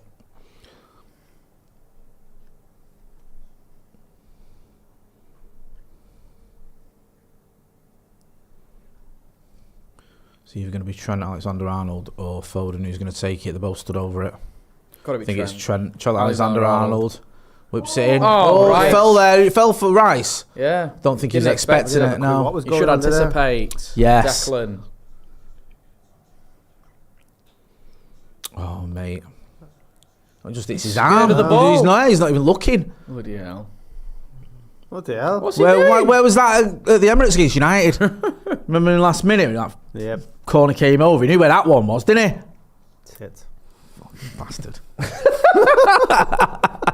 Not that I'm bitter and still on to something that happened just like, every time 10 months ago. If we win these two games, like say the first two, would you be up for like a really big rotated squad for the third game? Depends, doesn't it? If the third game is meaningless. Because if we win both, Denmark and Slovenia have drawn. Yeah, that's good for us because we might be able to win the group with 6 points. Because sometimes you can. It depends where you're going to finish and stuff. You could avoid. Because I remember in the World Cup in 2002, I think it was against Nigeria. Sven rested everyone, or just played for a draw. And had we won, we would have had Germany's route to the final, which was pretty easy. Yeah. And in the end, we had Brazil in the quarters, which is obviously one of the greatest teams ever. and it was just a little bit annoying. So yeah, if it's one of those where you can afford to, I'd 100% rest players. Because I'd like to see someone like Ollie Watkins get a good run out. I think it's good to give them a run out. It's good that they've got that sort of thing of they're not, say you do need them, it's not their debut in the semi-final or whatever. Also as well, I do feel players feel the effects of playing all these games. So if you're someone like, I don't know, Jude Bellingham, for example, who's played so many minutes in the league and played loads of minutes in the Champions League all the way to the final, of course. What? Get in, Jude. He said something to him then, didn't he? It's Sowerbridge. Yeah. Which is a bit out of Birmingham, I've been told. Yeah. Don't mind that. I feel like Oliver Coist. He's got a bit You know of what, that in him, Fletcher? hasn't Don't mind that. Don't mind he has that got at all. that in him, hasn't he? Yeah.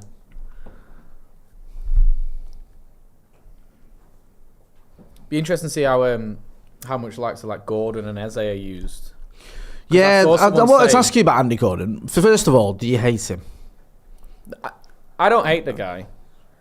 What's this? Right, producer Ethan. Look at him, sneaking What do you want? round. I'm gonna make him come on camera to get one. Do you want a Haribo? Come round here. Get on your knees like you usually do. It's because you said Anthony Gordon. Take him with you. Do you want a Haribo? Just take. These have got a bit of a kick on them, you know, a bit of a Tell you sour what, kick. leave me What are with two. Leave me with two. Take the packet. Alright. Shot them over. Haribo sours. Yeah, sorry, we don't usually eat on watch-alongs, but it's England, so we're... Make him do. Yeah. Hey up, England could be in here. Oh, They're in. surely, shoot. Carl Walker. Oh! Could have gone down. I thought you got a nudge there, Carl I thought he Walker. did. Someone said this morning that he can't start for England because he's still opening his His father's father's day. that's all right, yeah, that meme going around. No, Anthony Gordon. Yeah. There's everything he comes out with in interviews, he's trying to wind up Everton fans. I'm convinced because he's like, oh, what's your favourite atmosphere? Oh, Anfield, definitely. I'm like, yeah, all right, mate. Like, well in.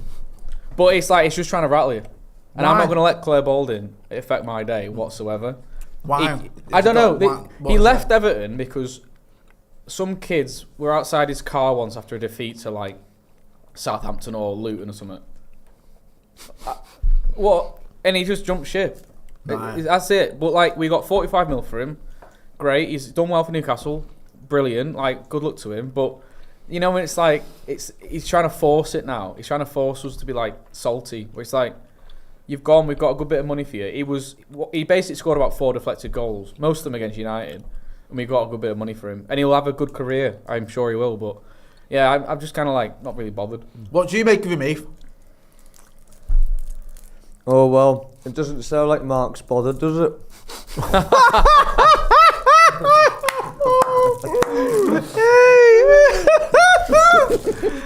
Wow. Get them eclairs back. Yeah. fight, right, eh? The Anthony Gordon fight, eh? This is what Stretford Paddock's always needed. Hey. Is he done well then at St James's? I love him, Dre. He had a good game against us against your ground. He's Well, at Old Trafford to be fair as well. He's been perfectly moulded by Eddie Howe into exactly what he wants. He works so hard, he's got quality.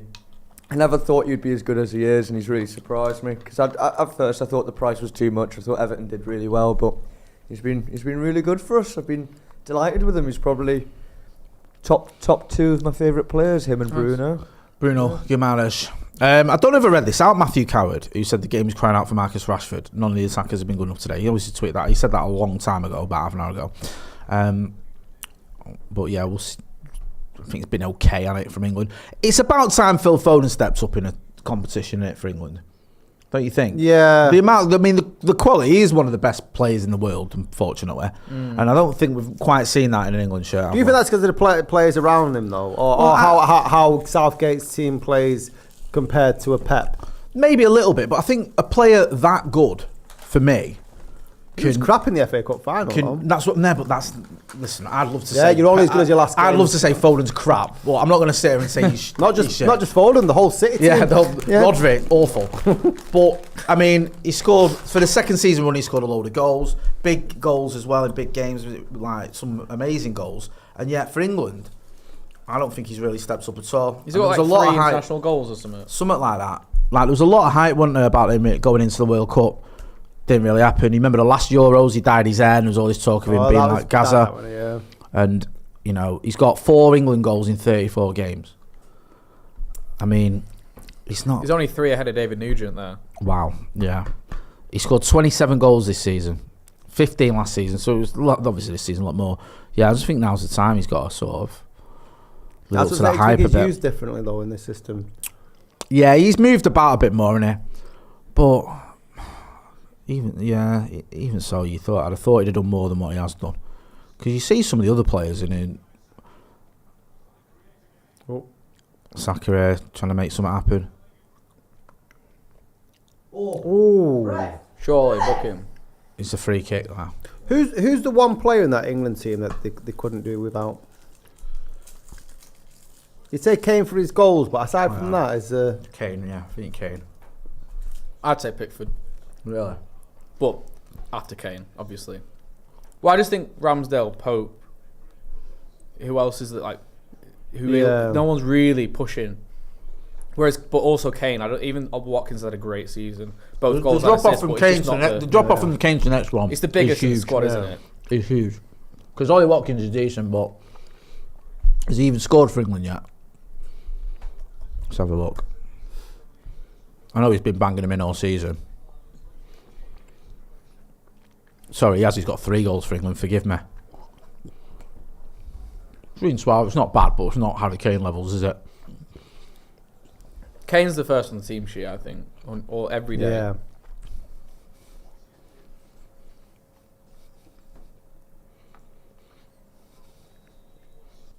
I think Kane, Bellingham, Rice and Pickford are the ones that are... That's the spine, isn't it? Yeah, the ones that are almost like... Stones, would you say? Stones probably, yeah, especially Maguire out.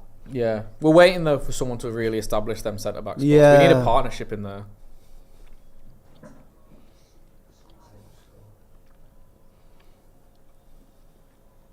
So this is why you have him on the pitch. So it's definitely going to hit the wall. There you go. If only I was a betting man. Yeah. I am. Oh, I hate that. That's one of my... It's like a... Mate, like that is watching United free kicks every week. It's either in the wall or in the stands. Our free kick record is unreal. When was the last time United scored a direct one? Can you remember? No.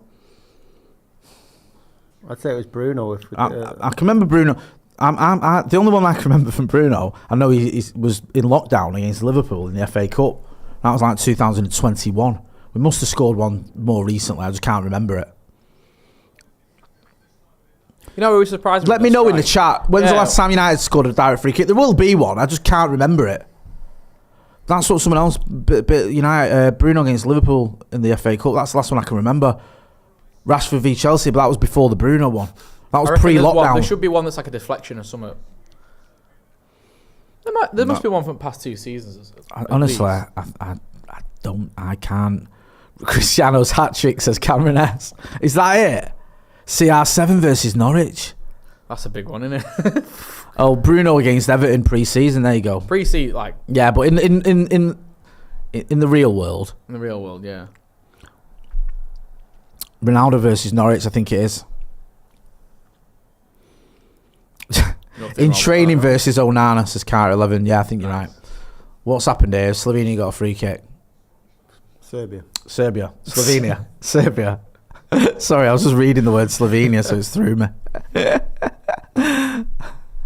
So Miles says Rasmus did a lot of dirty work versus Slovenia. Pens don't count, says Jed's dead baby. Colin Whitehouse says just don't see it with Foden. Clearly a good player, but generational. Better than KDB, etc. Give me a break. Hyped to the next level. So he's not really a Phil Foden fan. Have Everton got anyone else in the Euros that you're keeping your eye on? We've got Amadou Onana. I'm hoping he has a good one. Price. Yeah. Really. We got Vitaly Mykolenko, Ukraine, who did go off in one of the warm-up games with a bit of injury, but I think he's avoided anything serious. He's had a good season with Everton, actually, because there was a bit of question marks over him. Like, the Everton left back spot's been up for grabs really since Baines retired. But he came through quite well. I think he's worked well under Dyche. I think Dyche has just simplified it a lot for some of them, especially defenders. Like just defend, get that right, and then anything else. Top of my head, it was Nathan Patterson was going to go with Scotland, but he injured himself. I think against Chelsea, he came on literally, not played a lot. Came on again in that Chelsea game, just done something quite bad. Other than that, I'm trying to think. We don't have a lot of good players, so a lot of our 11s were English. About 9 of them were English. But yeah, top of my head, I can't think of any others. Because our Portugal lot aren't that good. Well, not good enough for the Portugal team. So Beto, Schmitti, obviously Calvert-Lewin wouldn't make the England squad. I feel like injuries just done for him. I saw United. There was obviously United linked with everyone, but I saw there was a link with United thinking about him because his last year of his contract now, so he could be able to get him for like 20, 25 mil. He is on his day. Yeah, phenomenal. But it's how often do you get his day? That's the problem. Like against Liverpool, the derby against Liverpool. That's phenomenal. He got his goal in the end, but like other than that, just pinning centre backs, doing that dirty work, being that focal point. He is great, but it's just, are you going to get him? Yeah. Saeed Nadine says, ask him about Garner.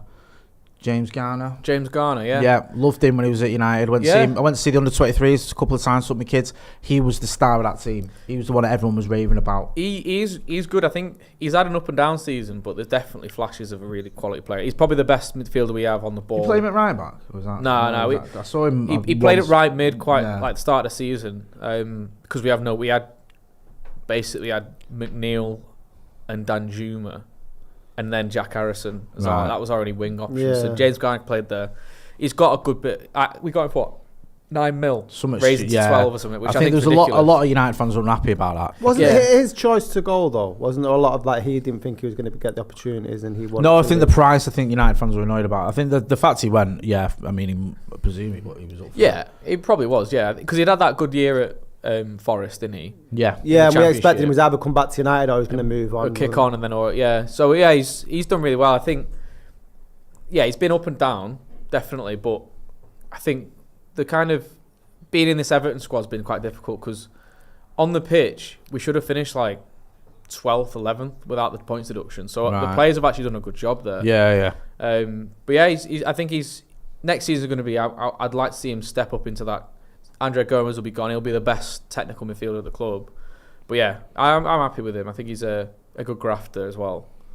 And really nice right foot. Yeah, I think he got assist for Beto against West Ham. Yeah. It's beautiful. If you saw in that season when he was at Forest, I think they beat, was it Leicester, Arsenal in the FA Cup run. I think they got beat up Liverpool, but he had a good game against them as well. He played really well. And some of his corners and free kicks was sick. And we saw that at United. I think he had like one game in pre-season, didn't he? I don't think he got any chances. I don't think even seeing him now, I don't think he's got that oomph that United need for him to get into the first team yet. Because he was unlucky because that pre-season when like Zidane Iqbal and Charlie Savage were getting games, when we went on tour to Thailand, Ten Hag just come in, Thailand, Australia, and he got injured, Garner. So... because he was like the next one in line. So he would have played, and then he came back. I can't remember who it was we played. I think we might have played Sociedad or Celta Vigo or someone.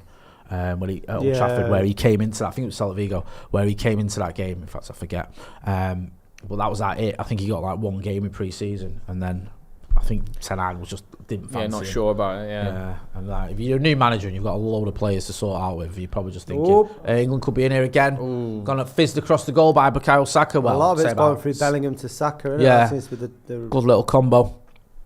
Elliot says, Pep has the ability to coach uniqueness out of players. They become too reliant on systems and struggle to be creative in other teams and systems. Going back to your point earlier, Scotty, about Phil Foden, is he just suited to City? Is there something about that? Do you think there's much in... I was having a little mulling session to myself the other day. Are we losing the individual in football?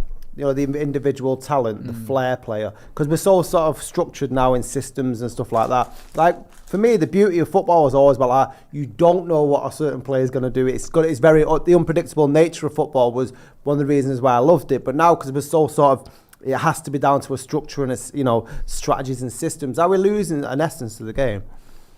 I'd say we are.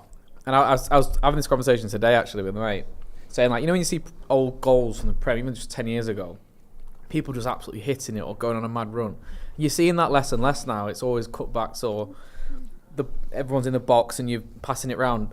And I think it is like, again, the Pep influence thing. You're seeing teams in National League playing out from the back. I've been in teams trying to play out from the back in Saturday leagues and Sunday leagues. And I find it mad. That's why I think that it's nice to have a Dyche in the Premier League. It's nice to have Thomas Frank playing the way he does because it's different. So it encourages you to be because I hate the City Arsenal games. They're boring and one of them wins 1-0. Chelsea United as a neutral class 4-3. Not as a bloody Neither United team fan. really knows what they're doing. Nobody knew what was No one happening. knew what was on that happening. pitch, He's just going, and that might just be a bit of like an old-fashioned thing. But yeah, I do think that it's a lot of it's being done on the training pitch now, which I guess that's because everyone wants to win. But yeah, I do think that you look at Grealish, phenomenal player when he went to City. And I'm not saying he's not a phenomenal player now, but he's not been allowed to do what he was good at because City don't do that. Whereas if he went to a team like a Liverpool or someone who counter-attacks, or you think that's where give him the freedom on the ball. That's what he's good at. I hate it. Yeah, that's what I loved about. And if you look at Real Madrid and Ancelotti, because that's what he excels. We're saying we get too bogged down with system. I like my players just to express themselves on the pitch, and the Champions Leagues you keep adding up. Yeah. Doing something right, innit? Yeah. What's happening is have they been? He's been. Is that Serge Milinkovic? I'm not sure. Who's that? He got butt teeth. Do we know? Let's have a look here.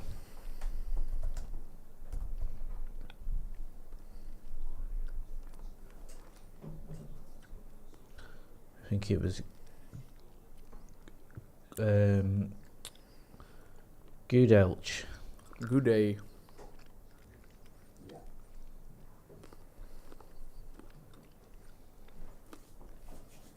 They've not really knocked on as you expect them to, did you, from going 1-up? No.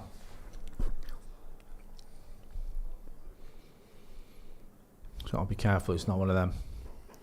Last 5 minutes. Yeah, last 5 minute equaliser, and then the inevitable media meltdown. Yeah. Simon Platt says up the paddock. William Organ says Foden is a system player and this isn't the system. ADP says Foden's not doing too well. Mike Burmits 2220 says hashtag bring back bangers. Casper says Trent Alexander-Arnold could be a good right wing back with Walker behind him. Possibly. Do you do that as like a Walker as part of a three? About three then? Sure. Wouldn't it? Yeah. I just think you have to bite the bullet and admit the fact that you've got two very good right backs, but one's better than the other one. I think you just have to. It's tough shit. It's like that's what you want, though. Isn't it? And it's not like we've got to shoehorn the other one in. Well, you haven't. Yeah. Like you don't have to have two right backs starting. You wouldn't do that if you had three starting today. If you had two world class keepers, would you? No. Like, it's so cool. Get him up top. We've got Edison and we've got Alisson, so we're going to play both of them for Brazil. Yeah. Do you know what I mean? Like, Edison could do a job in midfield. Yeah, you probably could play him as a sweeper, but no, you wouldn't, would you? And it's one of them where you just have to say, right, okay, one of you isn't starting, and for me, it wouldn't be Trent Alexander-Arnold because I think Kyle Walker is. I know he's not had as good a season this season as the one before, but he's still had a good season, and he's still, for me, won the league. Unreal right back. I think defensively and going forward, he's mint. And his pace is just such an asset. Seemed like against the likes of Mbappe and Vinicius Junior, rarely gets done. Yeah, like, very rarely. Do you know what I mean? The season that they won the Champions League, he was unreal. It pissed me off.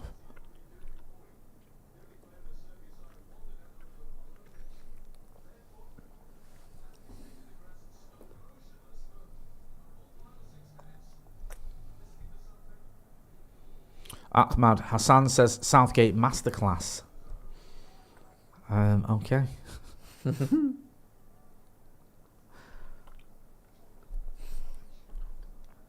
Philip Kostic. I do like it when it's like nations and all the names end in summit. Yeah, like Sons at Iceland or Sons. Yeah. Itch at Serbia, Croatia, like that. Do you know what I mean? Not like us. Well, actually, someone said there was only one van in the Netherlands team. Really? Oh, Game's gone. Game's absolutely gone. Woke. Ronald Wokem.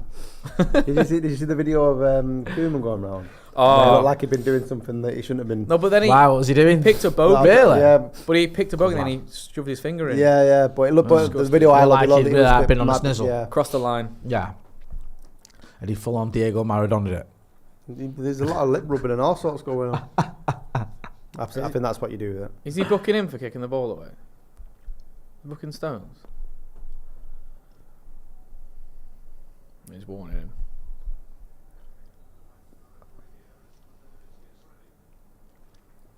Serbia making a substitution. Filip Kostic. He looks gutted. You'd be gutted, wouldn't you? Though? Yeah. It's like I always think that's when I like watch the Olympics and someone like trips up in the first bit and you're like, you've been training for 4 years for this. And you just got it up. Yeah, did you see the Nemanja Vidic with the manager of Serbia? No, what is the bit of beef? Or? Yeah, we were saying like he earns too much money. Really? Yeah, and then the manager turned around and like, I've earned I deserve every penny I get. But there's supposed to be proper like links to is there? certain organisations. Wow, Nice. it's a bit deeper than just two blokes not getting on. No, but all the ultras of Partizan Belgrade, I've reading it this week, broke into their stadium with white paint. Yeah. And basically put management fuck off, painted all the seats, so it's got Yeah. management fuck off because they're not happy with what they've been doing at the club. Like, why can't the 1958 do that? Fuck off Glazers in the Stretford end, that'd be brilliant. Breaking in with a tin of paint and roll it. Can you imagine? You got that emulsion with you? Yeah, where you are? Oh man, I forgot it. Oh, bollocks.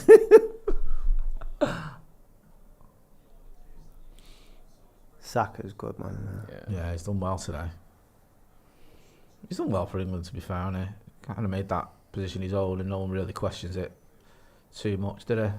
And that's what the whole menu conversation has been about, is that when I've talked to anyone about this England 11 coming up to this, they've never known who that other man in midfield is. Yeah. And I'm like, you don't know that, that's great, because it's an opportunity for someone to state their claim. Because there's no point in obviously a striker can have a good season for the sake of having a good season, but you're not getting past Kane if he's fit. No.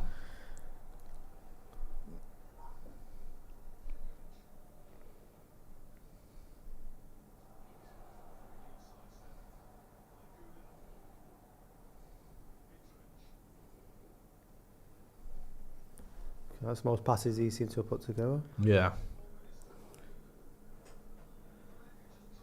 I'm glad there's not as much added time than the World Cups, because that was mental, wasn't it? Yeah, it was like 11, 12 minutes, wasn't it, all the time? It was But the VAR decision seems to have been well quick. The offsides are all Yeah. like semi-automated, aren't they? I hate VAR, man. Even if they get it right, It just takes ages. It's not fun. I get it, but fuck me, it just kills the enjoyment for me. Yeah. The worst one's when it's like they call something for someone no one would ever have seen. No. That was like us against City in the derby at Old Trafford. Literally, like the block penalty for fucking Rodri on. Højlund on Rodri. Yeah. No one knew what the fuck was going on. Do you know what I mean? Everyone's on the phone trying to look out, find out what it is. It's just nonsense. And I've seen that challenge so many times just go unpunished. I think as well they did one for something at this tournament where it was like they literally explained what it was on the board. Right. So you'd say like it'd be like Højlund foul. Yeah. He literally said like, whoever X player kicked him outside the area. Right. Okay. So then they was like, it was a foul, but it was outside. I think it was a Scotland game, so they actually said what it was. Right. But the VAR's been alright at this tournament, and then Michael Oliver and his lot got involved. Didn't send Rodri off. Fucking hell, shocking that. Yeah. He's got away with loads. I was at the Everton game when he handballed it like that.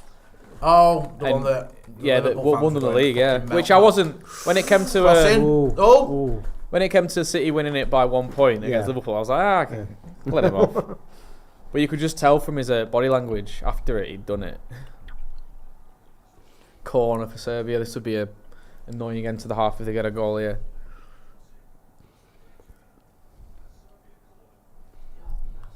Got some big boys in there as well, aren't they?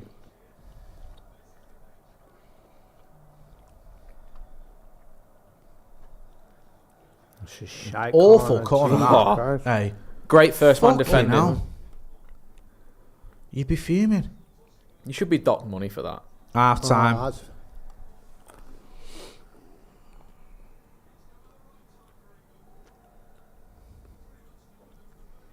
Right, main new one. Yeah, enough of the Trent Alexander-Arnold experiment. It's not worked. We've had a laugh now. 1-0 to England. Get involved in the chat and the comments. Make sure as well, if you're not doing already, you are hitting like, share and subscribe. Ethan, give us your half-time thoughts. Yes. Well, I thought England found it very early on quite difficult to break down Serbia. Back five, a very low block. And England were just keeping possession for possession's sake because we couldn't find a way through. But I think Jude Bellingham's been incredible. The goal came from him. If there's going to be any opportunities from England, it's from him driving through midfield. And we mentioned it before, putting it to Saka, who's put a couple of dangerous crosses in the box. There was another one that he put a bit of a low driver in there, didn't he? But no one was there to put it in the back of the net. But England have had to be patient, and a one-goal lead is fair enough, I think. It's not been spectacular, but it's been a decent job so far, I'd say, Joe. Yeah, I think that's a pretty fair summation. Scotty, what do you think so far? Yeah, First 45? Completely agree. It's quite straightforward. I don't think that Serbia challenged as much as they expected them to, really. They seem to be a team that have got maybe star names or former star names, especially in the strikers, but they don't really play like a cohesive unit. And I know they struggled during the qualifying campaign, but it's been pretty simple for England. Like Ethan said, it's a lot of it Bellingham through to Saka. I thought that England might have capitalised on going ahead so early on, but they haven't done that, and they seem to have taken the foot off the gas. And that sort of welcomed Serbia on towards the later stages of the first half. I think we touched on it as well. There's players that's like Foden has gone missing. Trent Alexander, yeah. I've not really seen much of him in the game. No. So it'd be interesting what Gareth Southgate does at half-time. Yeah, what do you make of it, Dempsey? Yeah, a lot of the same things. I think my main worry is we've got to get that second goal because I think we mentioned it before. It's got the... We don't want to get to the point where it's the 85th minute and they just nick something. So I think... I'd keep it how it is for now, but I'd be looking at that Mainu substitution. Something where you control it a bit more. I think Trent Alexander-Arnold's made a few runs, been on some set pieces, hit the ball with a free kick. You can't do that. But no, I think the early goal was important, but I think we haven't really... I've not seen too many threatening kind of situations since that. So I think we need to kill these because I think we've seen in the Denmark-Slovenia game, if you don't take your chances, you get punished, and that's a draw to start off. So I think win the game... Yeah, we just got to go all out and not settle for 1-0. Because you know what that does. I think you go back to the final of this a few years back, and that's what we did. We played for that 1-0. I know it's a group stage game, but you just got to kill them now. How important do you think, like, the sort of type of football they play is as important as the 3 points at this stage? Because you look at teams like a Germany, obviously they're playing Scotland, which is, with respect, is a lesser opposition than we're playing today. Or like Spain, and you see the sort of flowing football that they play. And whilst England are winning, it's not been for the calibre of players that Southgate has at his disposal. And I've always felt this about England. It's never, for what of a better phrase, a sexy football. Do you know what I mean? Yeah, no, I agree. I do feel, especially, just getting them 3 points is the main thing for me. I just think you've got to get that win under your belt, and then you're in a good position in the squad, in the group, and then maybe you can mix it up a bit. But I understand your point of, like, you want to see a bit more from considering the calibre of players you've got on that football pitch. Yeah. I mean, at times it felt like we were on the back foot against, no disrespect to Serbia, but they've got some decent players like Vlahovic and Mitrovic, but you're looking at that team and it's not comparable to Champions League finalists and Champions League winners and league winners and players that and just about avoiding relegation. Goalkeeper. Yeah. Get that success is a success. Yeah, do you know what I mean? But it's, you're talking about some of the best players in the world here for England. Yeah. And I don't think that's just the usual hyperbole from England fans. I think Bellingham, Foden, players like that are right up there. So you'd expect a little bit more than what we've seen. But for me, the first game especially, get that win. Yeah. Get that win. It's a statement, isn't it? It's a tournament football. So like you look at teams like, Italy have done quite well. Switzerland started off well, but you look at like Spain, they've really blown away Croatia because I thought that'd be a bit of a closer game. So I think half of it's more about getting the fans up as well, because obviously we had that game against Iceland and everyone's like, oh god, like crap. Yeah. I know it's not easy just going, oh go on, get a few goals, sing the national anthem and get going. Like it is that thing of like statement, like we're here, we're England. I think we've lacked that like a bit. Like we've got some of the best players, and I think our squad you'd only say France is really rivals it. Because you look at teams like Spain and Italy, a lot of the kind of fringes of that squad, you don't really know who they are. Whereas we've got all these players, and I think that's a frustration. Is something like when we're 1-0 up, and we might go 1-0 up until like 70. We've got so many people on the bench that could make a difference. I'd love to see Eze come on. I think he's a great player. Really is.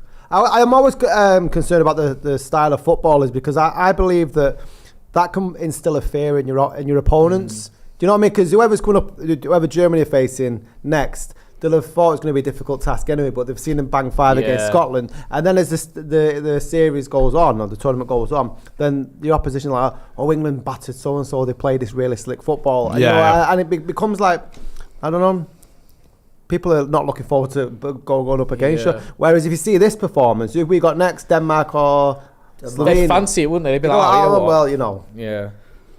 Denmark, no, I think it's... Sorry, I was just going to say...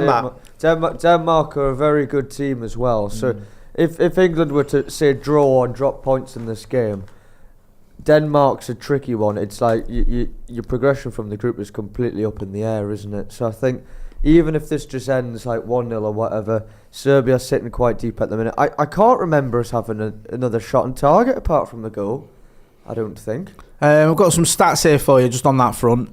Obviously 1-0 to England. XG, which everyone loves, is Serbia is 0.08, England 0.32. Shots, 3 shots to England, 2 to Serbia, 1 on target.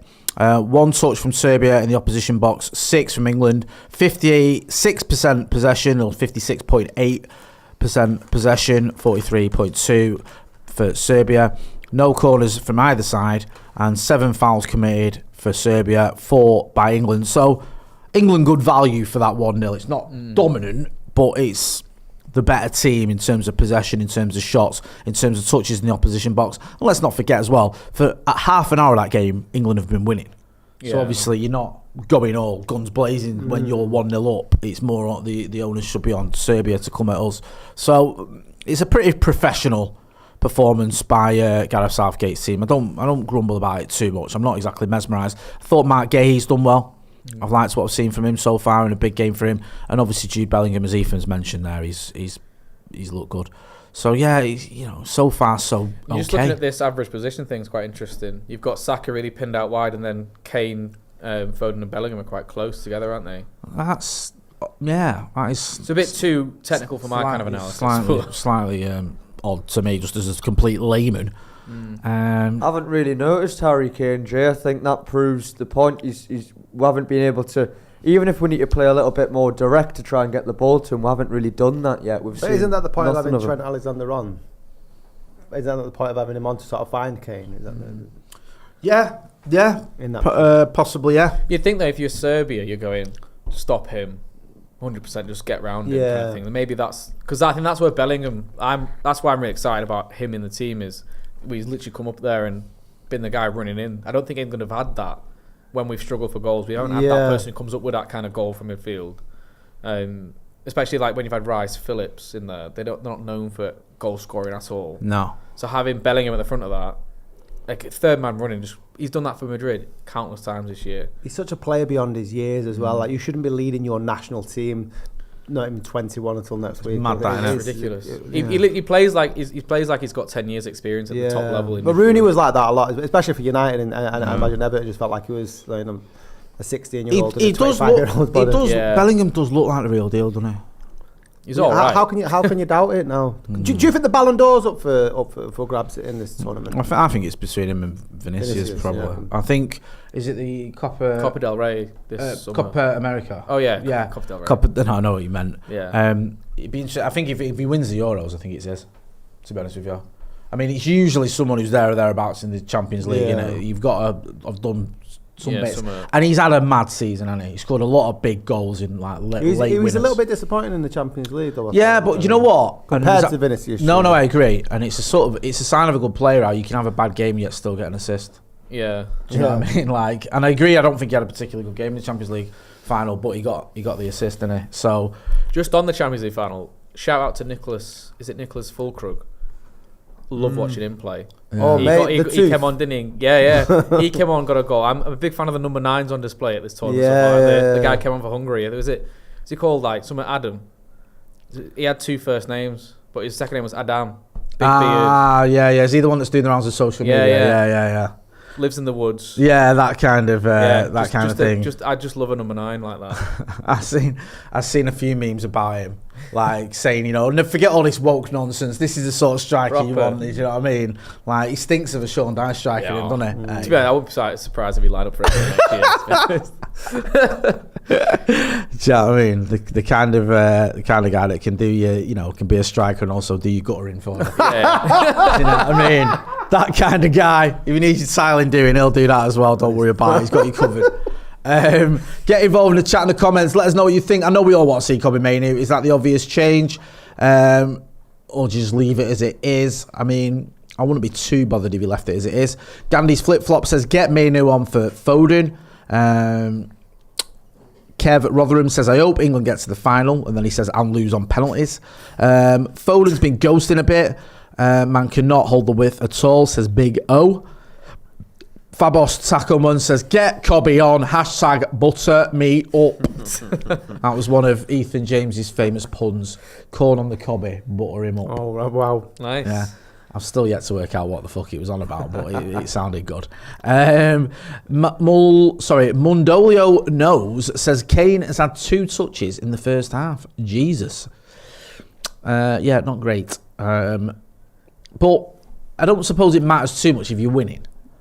You can go, okay, it's not great, but we're winning. We can settle for that. It's just if you're losing, then you can strikers had 2 touches, then you start going, what the fuck's going on there? Why is England's all-time top scorer not getting on the ball more? Yeah, these subpar performances, if we're calling them that from certain players, don't matter if you win the game. Mm. But if we draw the game, the fingers will be able to And sometimes, like you say, sometimes it can be a bit misleading.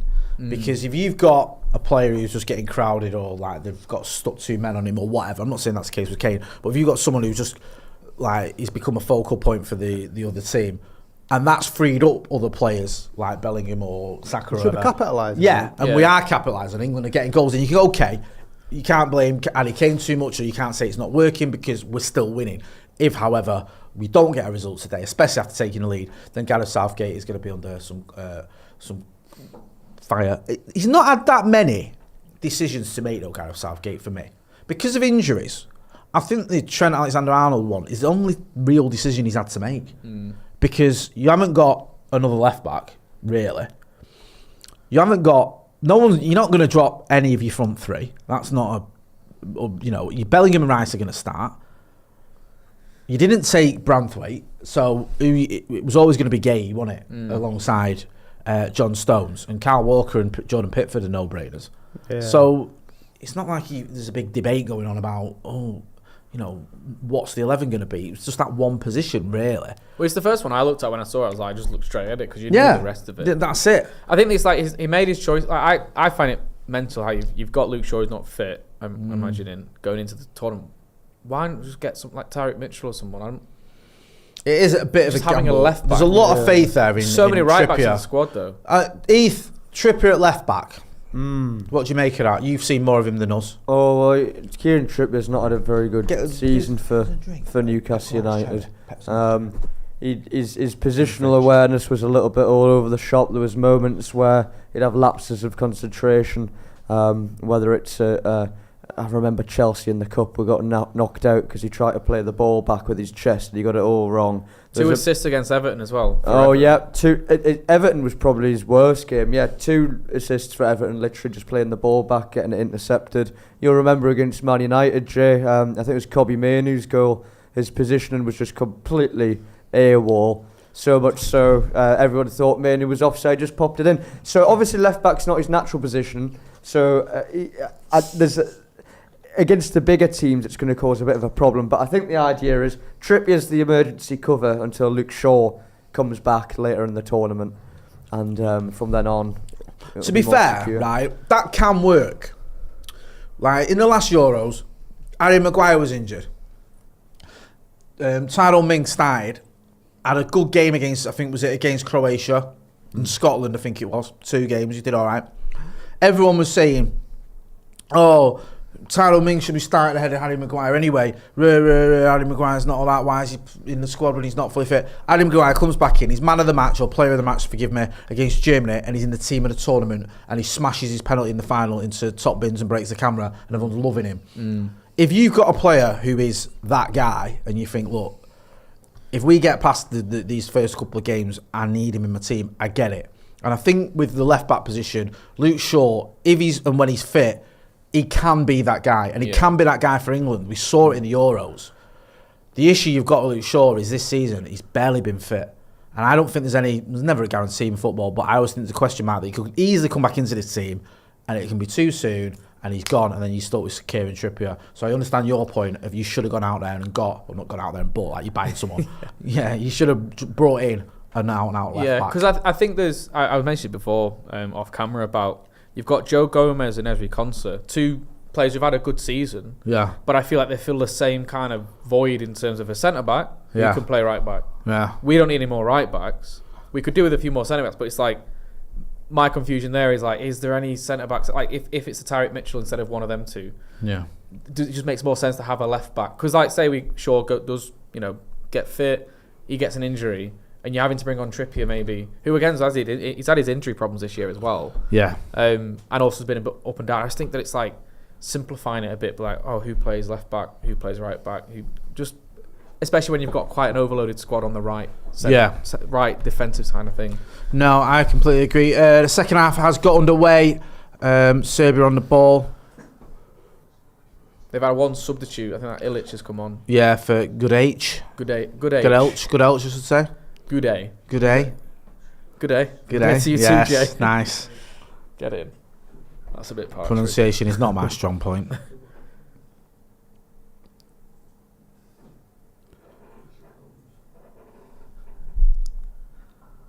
These first 10 minutes are going to be really important. Yeah, 100%.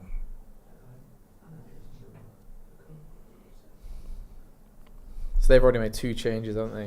Yeah. Dan says England playing with 10 men. Harry Kane has only had 2 touches. You spoke about that. Mundolio knows, says Gahey is playing himself into a transfer rumour. Lol. I think he's already into a transfer rumour, to be honest with you. Been heavily linked with Manchester United. I wouldn't be surprised if he's linked with 1 or 2 other clubs as well. Just wonder with Crystal Palace, how many players are they going to sell? They're not in the same position of Everton, though, are they? Where they need to sell. They seem quite solid, and you've got that Glasner. They turned Mateta into R9. Yeah, I think they'll sell at least 1, but they might not need to sell more than that. They might just sell, I don't know, Elise for say 60 mil, and that might be right. We're okay. Yeah. There's no reason to believe they're going to have to sell Elise and Gay, and they even took a Wharton. I know he's just gone there. Of clubs looking at him already. I mean, what was it? 18 mil for Wharton. That looks a steal now. It does, doesn't it? I think Everton were looking at it at one point. Yeah. Well, Everton looked at everyone, don't they? This is the trouble in it, because you look, we looked at him, and United do this all the time, and it's like, why didn't we get him? But you think, well, he's probably one of 50 He wouldn't players, have played, would he, though? Yeah, that we were looking at. It does get a bit annoying, but then I think some of them are just on the radar. Just on like centre-backs as well, I always find it, and again, it's everyone's first thing on Twitter is, where's Tomori in this kind of conversation? Because he kind of is forgotten. Like, I'm not going to say I watch Serie A every week. But no, well, he got to the semi-finals of the Champions League last year, didn't he? And they won the Serie A this year before. Yeah, he's obviously done well there. I just don't know, is it, whether Southgate, you give him a couple of caps, didn't he? We just looked at him and thought, he's not quite. Because everyone used to think Southgate wasn't up for going on tour, watching the players. Yeah. And then he goes to Ajax to watch Henderson. That's the thing that Southgate doesn't go in his favour.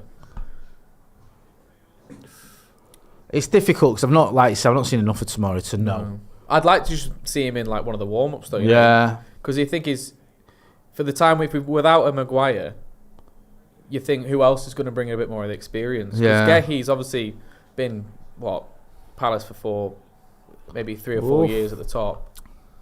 Going on a little run, this kid. Oh, good Serbia have come out this half, haven't they? Oh, right ball. Saka could be. He's on his own though, to be fair. He's done good there though. Oh, lucky, I can see what he's trying to do. But get it out there.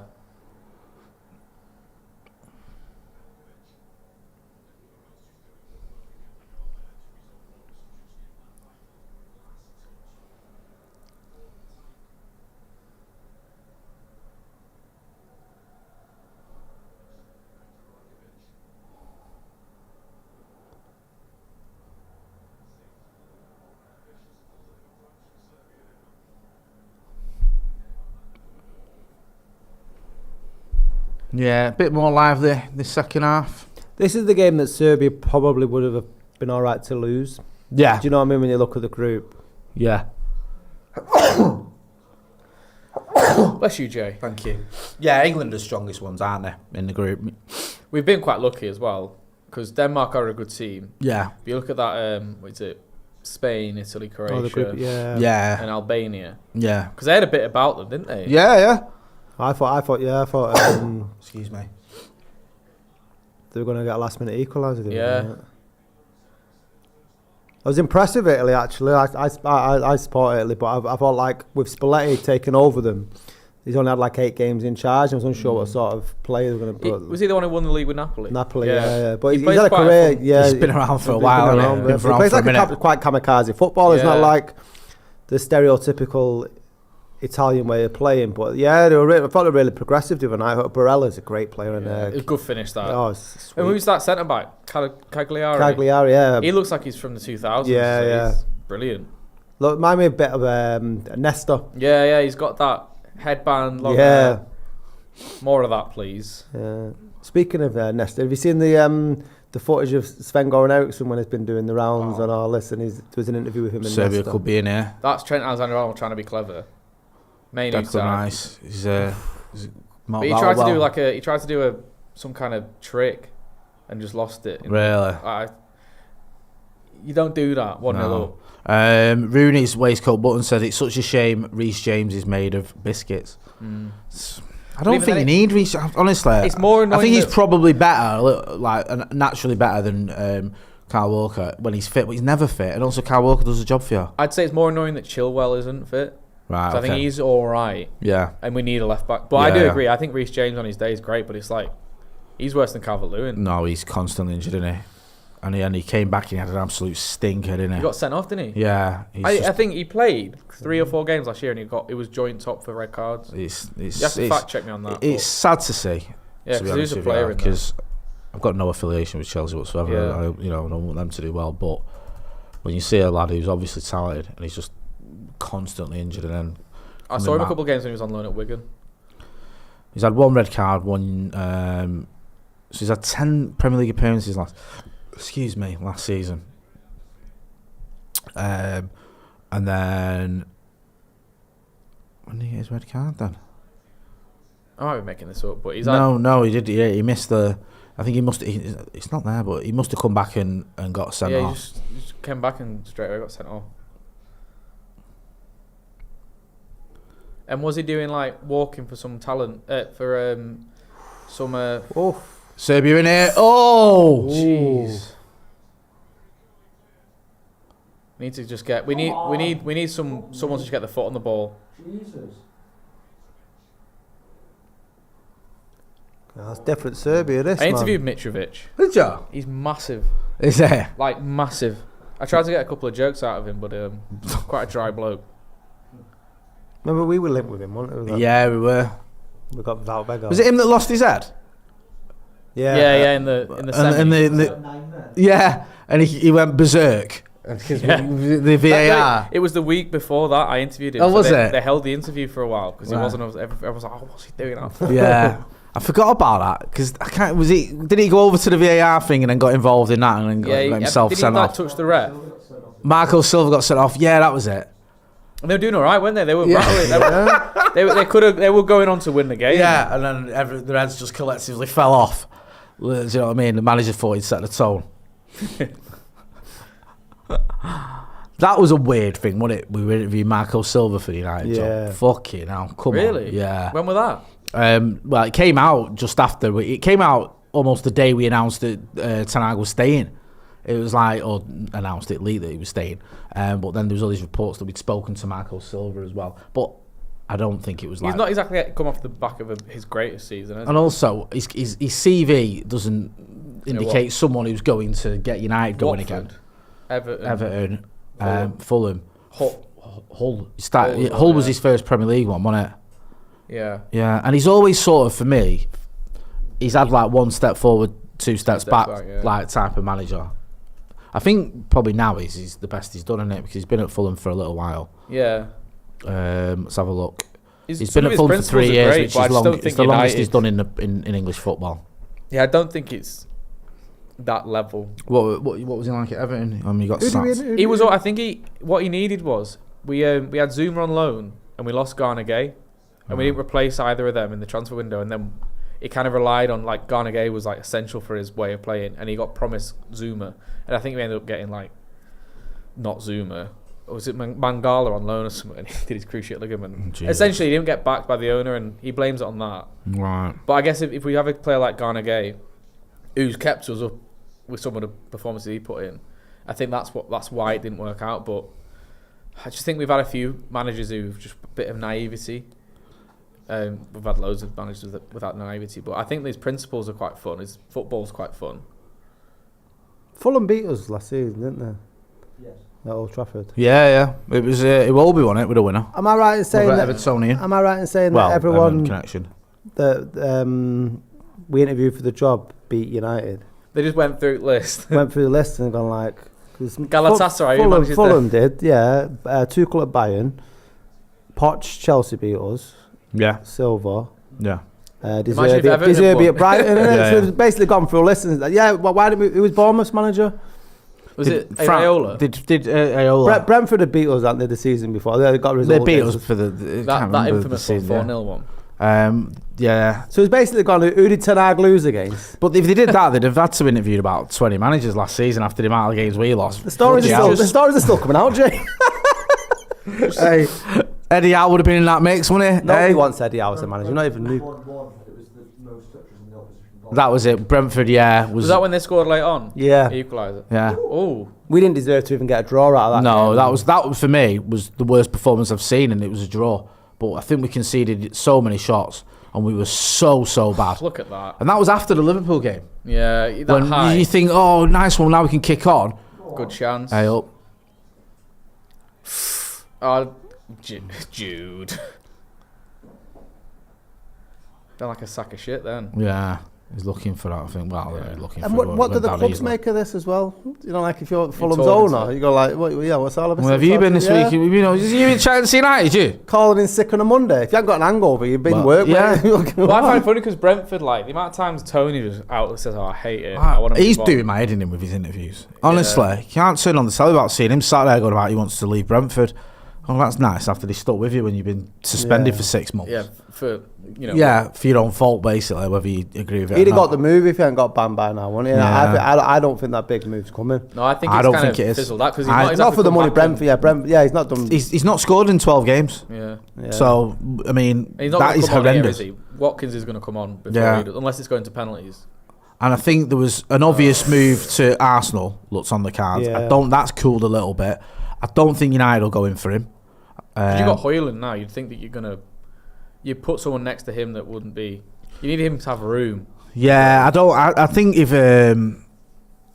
if Tony goes somewhere, he'll want to start. I don't know if he will at United. I don't know if they'll drop Højlund for him.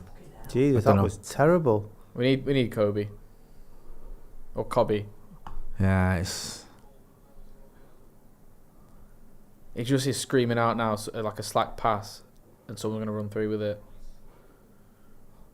Ideally, I'd love to see him get another goal and then bring him on. Yeah, you don't want it to be 1-0 and then them equalise when he comes on. That'd be the worst thing to happen. Yeah. That's a very Southgate thing to do, though, isn't it? He's on the back pages tomorrow. Yeah. With like his face on the dartboard and all that. Like, we hate you.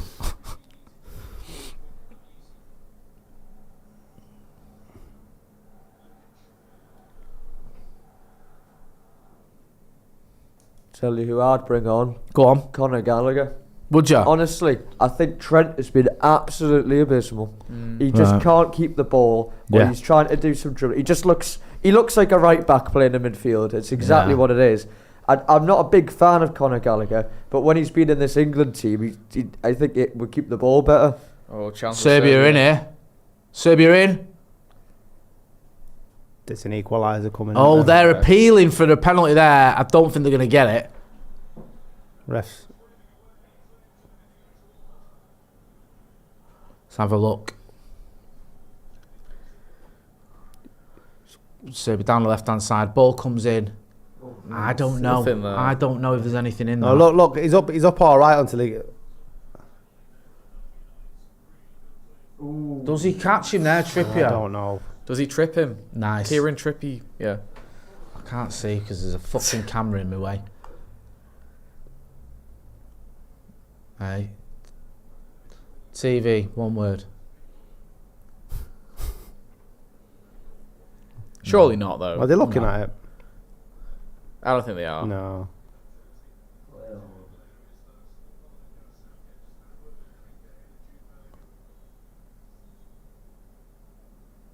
Nah, It's it's not clear and obvious. It's not. I don't think he's. It's just too. But I think because his shoulder's there, he's all right. No. Yeah. If his shoulder wasn't there, I reckon he'd be in trouble. But nothing wrong there.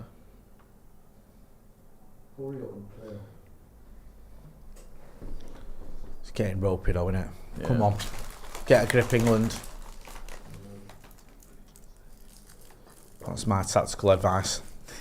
Get a grip. Get a fucking grip. A fool named Huggy says we need some fresh legs. Mondolio knows says they didn't even check it. From Mitrovic going off.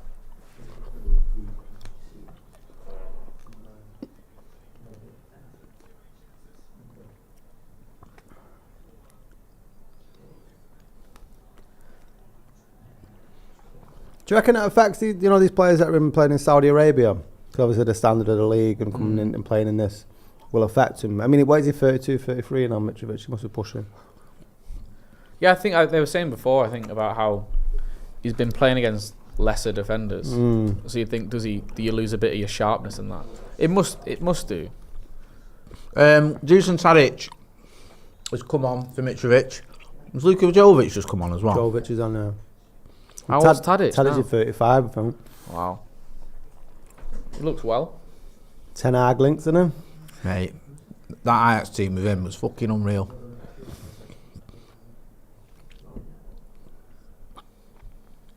He was still in his twilight of his career though, then, wasn't he? Yeah. That's what I love about it. Is it was mad watching that. You're like, hang on a minute, isn't that the kid that used to be at Southampton? Yeah. Right, that's about 4 or 5 touches for Kane now. Good bit of hold-up play, to be honest. Yeah, that was part of the aura around Ten Hag, wasn't it? Being able to get performances out of a player like Tadic and make him look like, I don't know. Because he was all right at Southampton, wasn't he? But yeah. you would never pick him out and be like, oh, he's not been a team that's going to beat Real Madrid in the Bernabeu. And you saw him as well in the Champions League, not just the Dutch league. Like fucking hell. Jovic is a weird one, wasn't he? Got the big move, wasn't it, to Madrid? Yeah. And then that, probably overpaid for him a bit, didn't they? And he just. Where did they get him from? Frankfurt. Frankfurt. Had that mad season at Frankfurt, and then he's never really recreated it.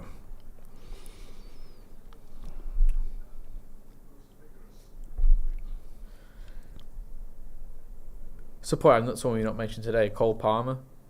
So apparently he's warming up. He's done all right this year, hasn't he? Yeah. Yeah. Is that a right season, hasn't he? He'd finished second highest goal scorer. I think so, yeah. Was it Everton he scored 5 against? Was that the... No, I don't... Oh, for the hat-trick. No, you got a hat-trick. You got a perfect hat-trick. 4 was it, then?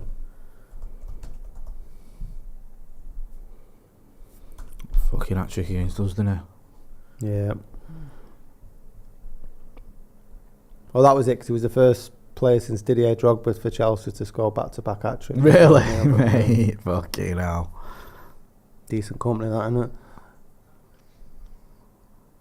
I can't believe they got rid of Pochettino. I was shocked, to be honest. I'd have been less surprised if United got rid of Ten Hag than Poch leaving Chelsea. I thought he'd kind of steadied it. Towards the end of the season, they got their act together. I think they had one loss in the last 12, whatever it was, the last 15. All right, it was a big loss, that 5-0 at Arsenal, but they'd been unlucky, really. In you look at the semi-final against City. Nicholas Jackson. Serbia in here. It's going to do one effort for one chance to Vlahovic on this. Yeah, it's looking a little bit shaky here for ropey. England. Yeah, I think it's people in the chat saying Cole Palmer's coming on. Who's Foden? Fucking Foden's been non-existent. I mean, we've been slating Alexander-Arnold, but Foden's been I nowhere. know, man. It's weird. Deep cross from Serbia. Did well there, Foden. Foden did well Brought there, it down to to be clear. fair. That was a mint touch. Shut us up for a second.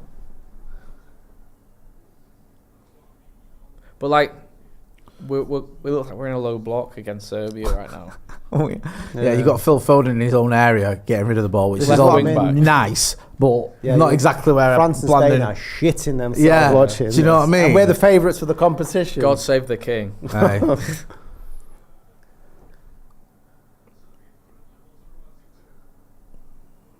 Serbia just growing in confidence for this. Oh, they're in here. They're in. Oh, he probably put a bit too much fizz on that. He's playing him in. He took. I thought he put a bit too He much did, on but it. he didn't. Who does he do here now? Twist. Oh. That rice he twisted. Yeah. Fried rice. Oh, bad touch, wasn't That was it? a bad touch.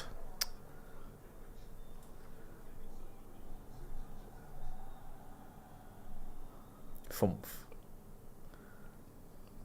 Oh, wow. Wow. Is that Kane? He only needs 2 touches if that's one of them. Vision Caster says technical masterclass from Southgate. Colin Whitehouse says, imagine watching this week in, week out if Southgate became United manager. We can pray. We can hope. That would be funny. Funny. For me, no. Yeah. I'll name this podcast later. Says, again, I'll say it. Watching a Southgate team play is like watching paint dry.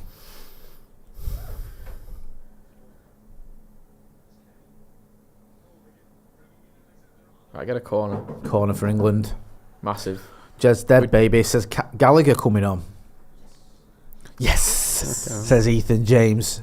Buzzing. What is it like about Gallagher? That's the Ethan? real quiz. I just think England play better with Gallagher in the team. I think we just keep the ball a little bit better. Something a little bit industrial in there. He really is industrial. I remember when he was on loan money at Palace for a season. yeah. I He was thought it was good class, there. Yeah. Plenty of energy as well. Yeah, there's rumours of him leaving, isn't there? Apparently, he's one of the ones that if Chelsea's selling for like 40, 50 mil, that's all profit, isn't it? Because he came from the academy. yeah, That's why they think he'd be pushed out, is to get just Do you think clean that's profit. one of the reasons Poch went? Because it seems to be more Maybe. off-field than it was on-field. Yeah, 100%. There was a scene like it said Pochettino's been invited to a dinner with Todd Bowley, and then someone quote tweeted it with that scene in Goodfellas towards the end. Oh, Joe yeah, Pesci. where Joe Pesci goes. Yeah, won't Thinks spoil he's it for anyone who's getting not seen it, but it ain't good for him. Yeah, it's my the annoyance with me with PSR is they sell a hotel on the fine.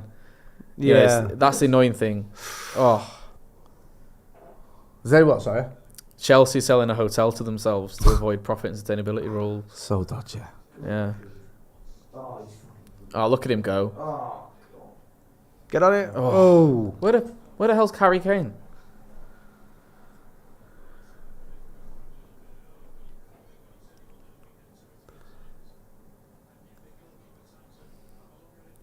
Where is Kane? I'm not sure, to be honest. Not on the end of that cross, that's for sure. Bellingham's been England's best player by far, hasn't Yeah, he? he has. You're right. Saka, a second, but it's quite a distance between them.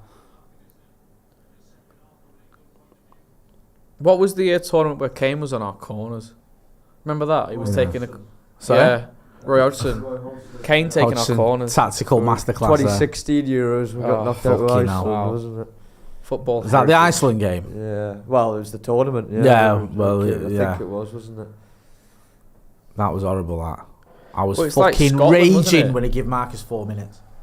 It's like Scotland having McTominay whipping the ball in for McGinn rather than the other way around. Yeah, it's overthinking it, innit? Yeah. We're crap at set-back corners, aren't we? Oh, United, Yeah. yeah, massively. Conor Gallagher coming on, Trent Alexander-Arnold. Right.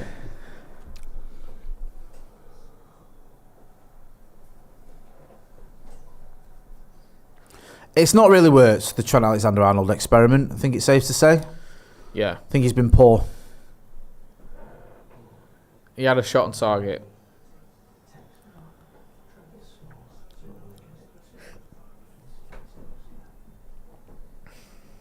Do you think if it was something that he needed to try that for later on I'm not a fan of it, mate. I just think Is there any rationale behind that? So I'm saying, I understand your point. Yeah. Let's do it against Serbia because I might do that against France in the semis or whatever. I just think But it's I like just think you can't. you've got players who've played their whole life in a position like midfield. Yeah. Who are Like, good players good as well. players. Like, you don't need to shoehorn in fucking Trent Alexander-Arnold. Say to him, if you get better with your Serbia, XYZ, Oh, what's going on here? so this is 1-1 written all over this. yeah.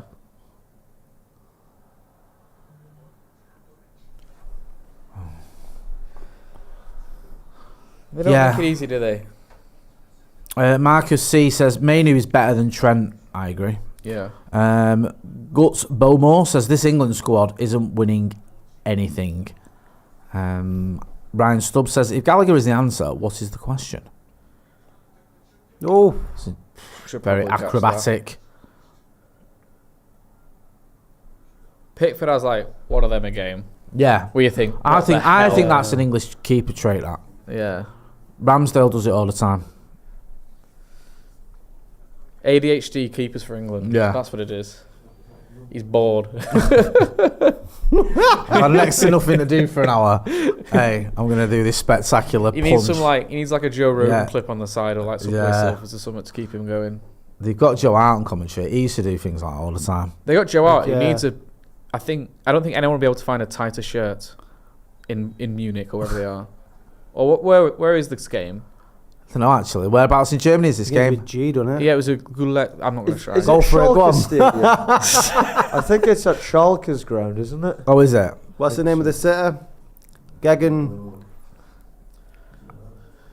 I don't want. I don't want to get Is it? cancelled. Yeah, exactly. It just comes across as proper racist if you get it wrong. Well, that's under. I know everyone's comparing it to Leeds. Hang on a minute. Sorry.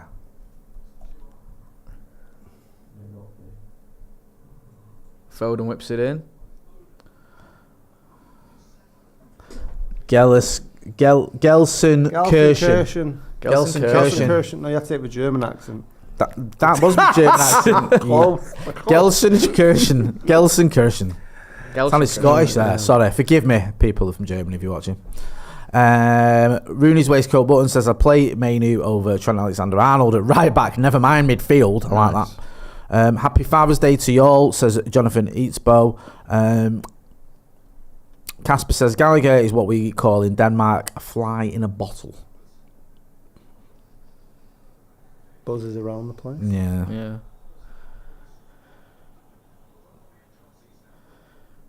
I was gonna say don't play on the wing. It's a bit of a Nice. yeah. Yeah, very good. Chandler Turner says throw on Palmer, Gordon and Tony for Kane, Saka and Foden. Press the lights out of them and get a meaner team out there. Fair enough. Let's just go for it. Has he got his UEFA Pro? Yeah. I have heard that a few times, though, that they were too nice. Yeah. There's no, like, who's the biggest bastard in that team? Probably In Not England? physically, like. Bellingham got puts a bit Bellingham, yeah. about him, hasn't he? I say Walker always likes a bit. I mean Gallagher does certainly throw himself Yeah. about.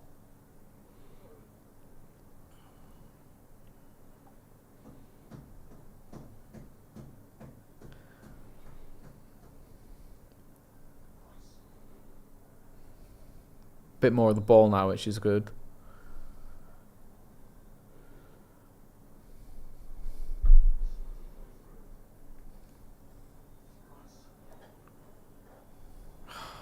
Jesus.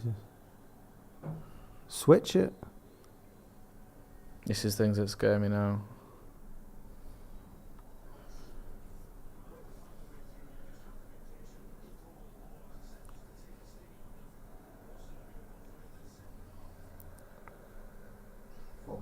Oh, look at that. What? That's harsh, that.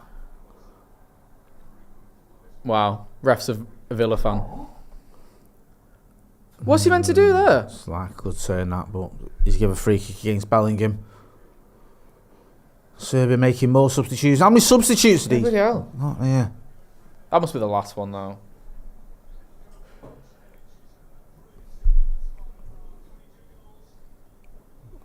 Is he a striker they're bringing him? Mankovic is on for Zirkovic.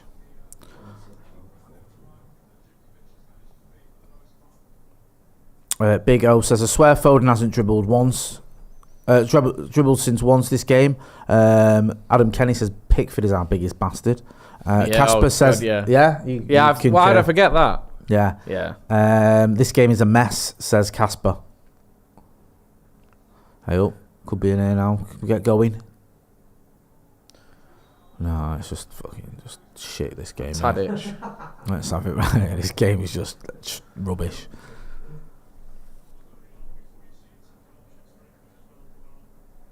Bowen coming on apparently for Saka, according to the chat. Needs something, doesn't it? Feels like it's got a bit flat for England. You've got to be mindful of that Serbian equaliser, so I wouldn't mind seeing someone coming on. Saka I thought did well in the first half. He's faded a bit in the second half. Although I think you could take off any of the front three, to be honest with you, the game they're having.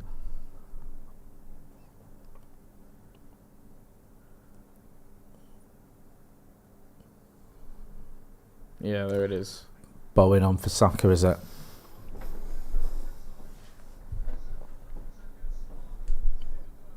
Is he limping? There we go. Oh, it's a meme. Is he limping? Nah. No.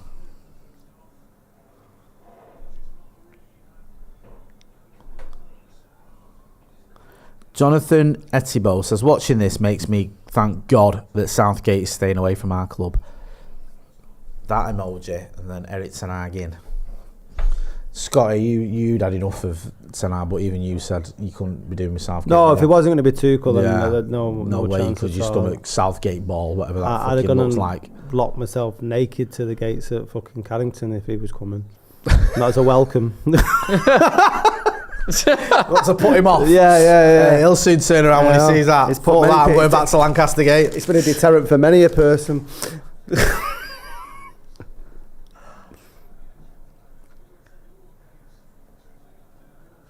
I just don't get it, because for me, like I've said in the past, Southgate as an England manager, yes, they've got to the later stages of tournaments, but I just think Good that. ball. It's in. Oh, that Goal great game. save! That great save! That That was Great an amazing header. save. saves it onto the bar. Wow. Great header there. Saved Good by little the bit of work keeper. from Bowen as well. Nice little Yeah. early free kick from.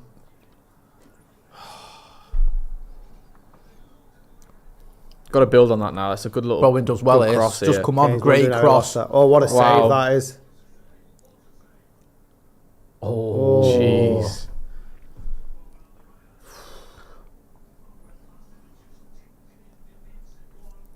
Good impact though from Bowen. Good. I saw some people saying about whether you'd still prefer Grealish to come on in these situations rather than a Bowen or an Eze, but he's just shut them up there. Thing with Grealish is he's entertaining and he gets ball. He's just effectiveness wise, he's not that guy for me. Well, you can't dispute the numbers of Bowen, Gordon, Eze, and then he's got his 3 goals.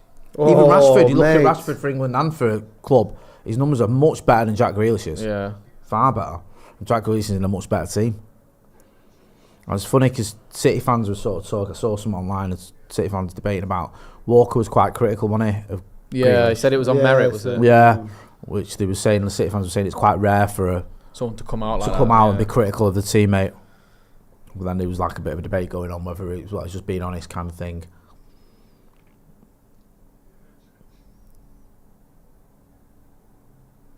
How old is he, Grealish now? 27, 28? He's not a kid, is he? Let's have a look. Oh, go on. Yeah, he's 28. Oh, Foden. He needs hooking off for that. That was Dwight McNeil-esque. Oh, I like Dwight. Just over it there, the Serbian counter-attacking there. That's not like him, though. That was one of them passes where if he gets it right, we're in. Yeah. And it was just behind him.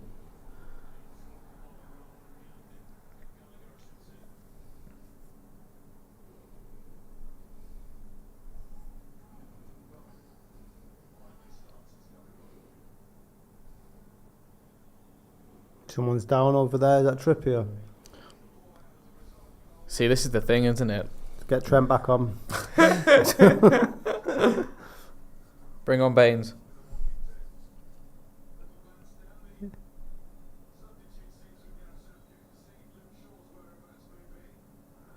Such a good save. You can't you can't really say to Kane do anything else. He's put it. No, he was Yeah. shocked. Done what he needs to do, didn't you? That was his third touch of the game. Bloody hell, that's mad. Fourth, maybe. Oh, in that case. Yeah. Mainly would have scored. Rooney's waistcoat button says Southgate has a unique ability to get the worst out of players. It's mad in it, we're winning as well. I love that. Is it wrong though of people who support England to want more of that? Of the what? The football that we're getting. No. Results great. Would you say though, like, say we don't win this, say it's semi-finals, would you still and Southgate quits? Would you say he's been successful? No, I think he's been a failure, mate. Because I think that team. I think that team in itself doesn't need a great amount of managing to get to them positions, especially the opposition that we've had in certain tournaments. I think the team picks itself. Yeah.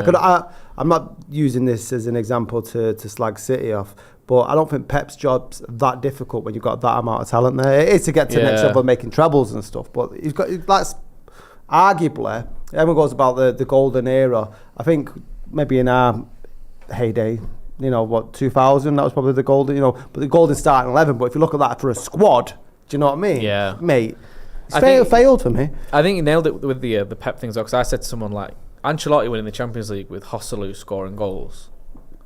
That's ridiculous. Like, that he's got some class players in there, don't get me wrong, Bellingham, Vinicius, all that. But they've done it with a squad that's nowhere near what City's is in terms of depth. I fully agree with that statement. I think that, like, a lot of people hit you with but he's done better than England managers have. But I agree with you in terms of, with this squad, Southgate just lacks them balls, the extra kind of, that grit that managers like Ancelotti, Mourinho, Ferguson, all of these class managers. This is where managers earn their that's what they earn it, The runs we've had, and you mentioned that, Scott, like the World Cup in 2018, Panama, Tunisia, Colombia, I think we're missing James at the time, or was it Falcao, one or the other. Got past them penalties, Sweden. Then you get the difficult one against Croatia. Can't do it. You go fast forward to the Euros. Again, the German team we beat wasn't a classic, no, was it? Other than that, it was a relatively easy run. You get up against the Italy team, can't get past, can't do it. Last World Cup, again, Iran, Wales, USA. Was it Senegal? Beatable teams. You're up against France, can't get past them. It's those games that, Oh, what an effort and what a save. Oh, Pickford there. Yeah, he's done well there, Pickford, because he's had nothing to do all game. I think it's quite sort of central, though. But it's a good save, nonetheless. Serbia not out of this game by any stretch of the imagination. No.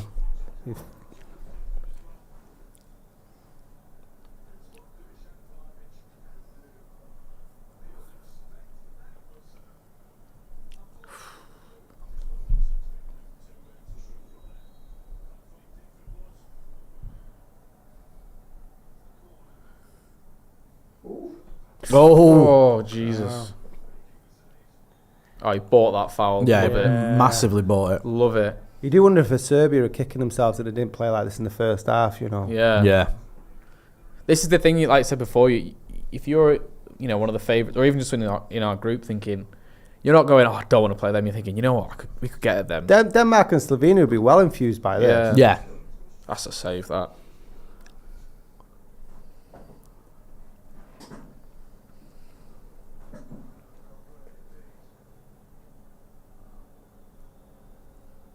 He's a mad bastard. Jordan Pickford, he loves it, doesn't he? I'd love to spend just like an hour in his brain in a game or something, just hear what if they had a mic on him. You wouldn't be able to televise it, but No. it'd be good. It'd be good crack. Where's he from originally? Where's he Sunderland. born? Is he Sunderland? Yeah, so that's why Newcastle fans hate him. They always take inflatable T-Rex costumes. His arms. But the past 2 times they've lost, so like, imagine, where's Dad? Oh, he's off on the way to Liverpool with his inflatable T-Rex.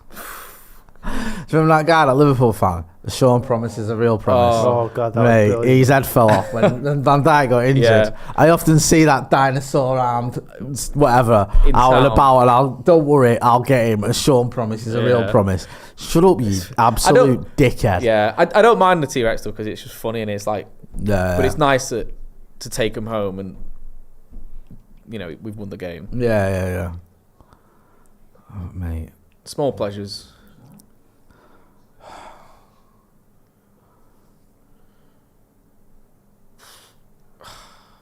Oh.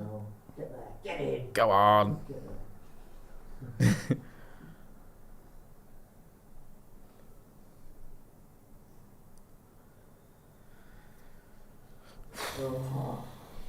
Fucking hell. Look at a bat for a ball. Get him in midfield.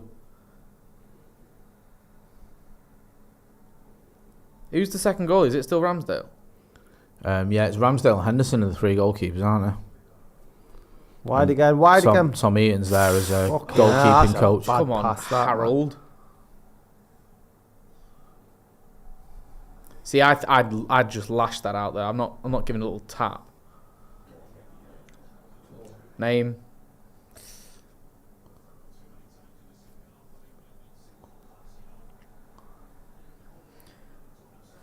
Fucking You hell. know what's going on with him?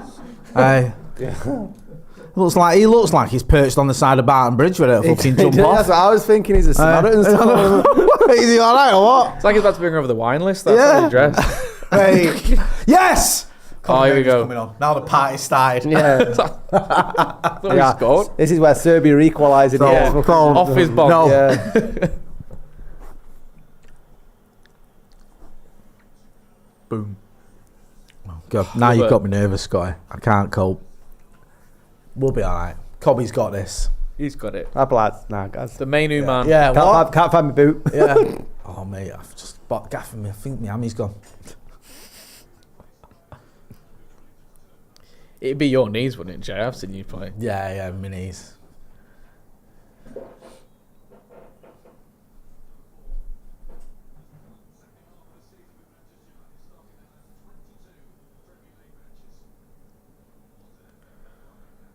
I hope he gets a touch. Yeah.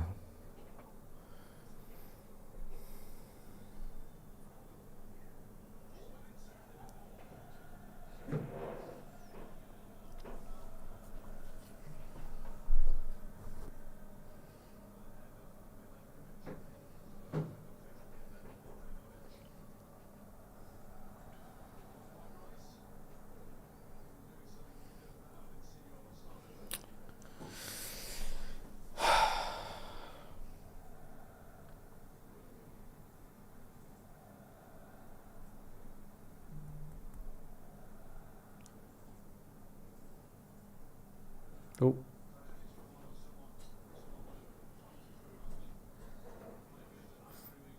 Fucking hell. Go on. Get in.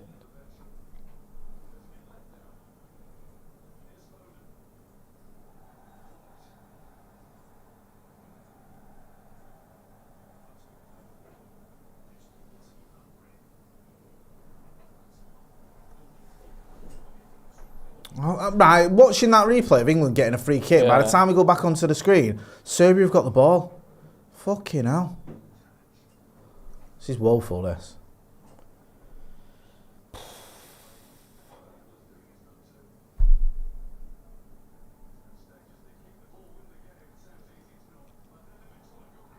Jesus Christ, that was a good. Okay, now. Running into people, Kane.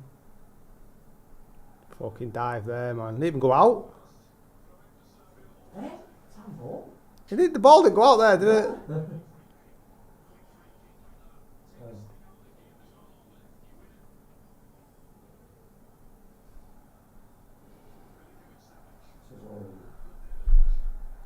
Oh. Oh, sent him.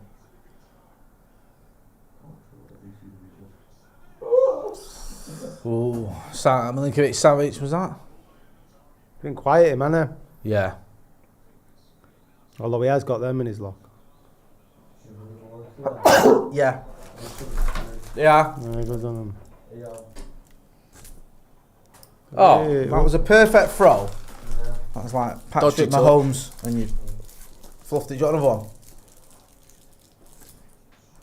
There you go. most interesting Well, part of the second half. That. Yeah, he caught it.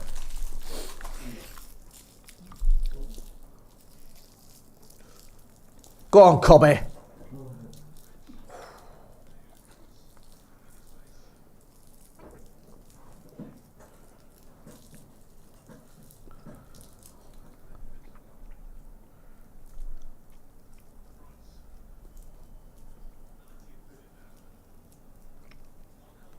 Surely not too long for added time. There's not really No, you that wouldn't many think so. I mean, stoppages. fuck all in his second half.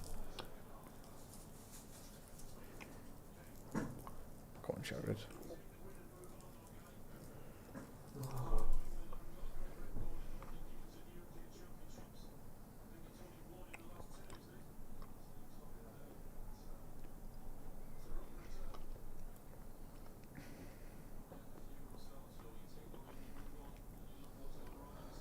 That's out.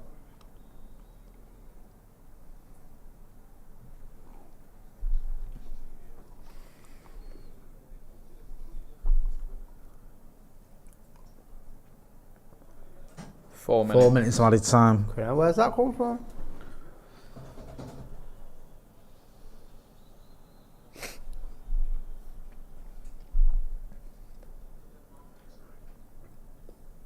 Look at that. There you go. That's what you get. Dropping off. Give it Drop on the back. shoulder. Look at it. Oh, yeah. Look at it. Yeah, keep in possession there. Kobe Mainey. Man of the match so far. Hey, tell me I'm wrong. Gallagher's done quite well at just drawing the fouls Yeah. there. To be fair, the free Bowen as well has been decent. Yeah.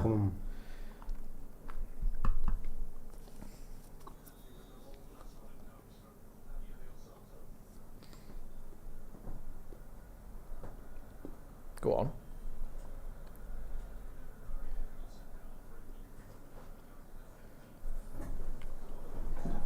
Jeez.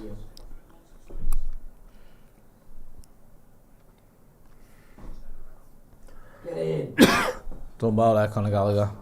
How many fouls are these getting away with as well? Oh, Tom Daly in that one. Yeah.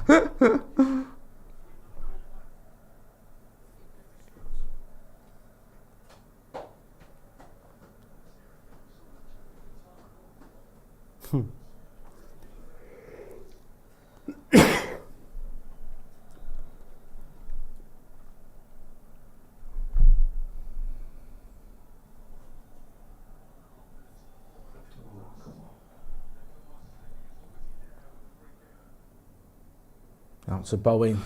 Surely you just pass it. Throwing. Throwing to Serbia. There's only 2 minutes left there now. Steady. Where's on. he going there? He's off. Fucking hell.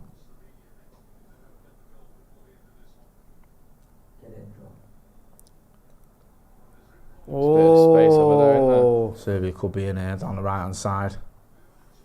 Good block. Keep it up. Men around him. Oop. they're going to get one last chance, aren't they? He's got a bit of a left foot on him, hasn't he? Oh, get in. Well done now, Jared Bowen. For the badge. Come on, fucking get there. Oh, Fucking get it hell. above him. Come Bloody on. hell. Cool. Get in. Oh, it's a throwing. Minute 15 left.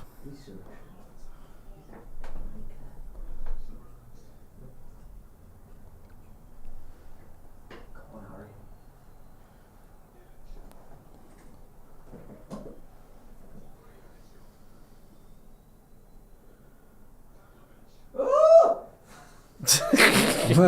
That little squeal you might have heard was Ethan. Oh, good work Free from kick Kane there. there. Kane's a free kick there. That might be it. What? What's that him doing now? Manager going on.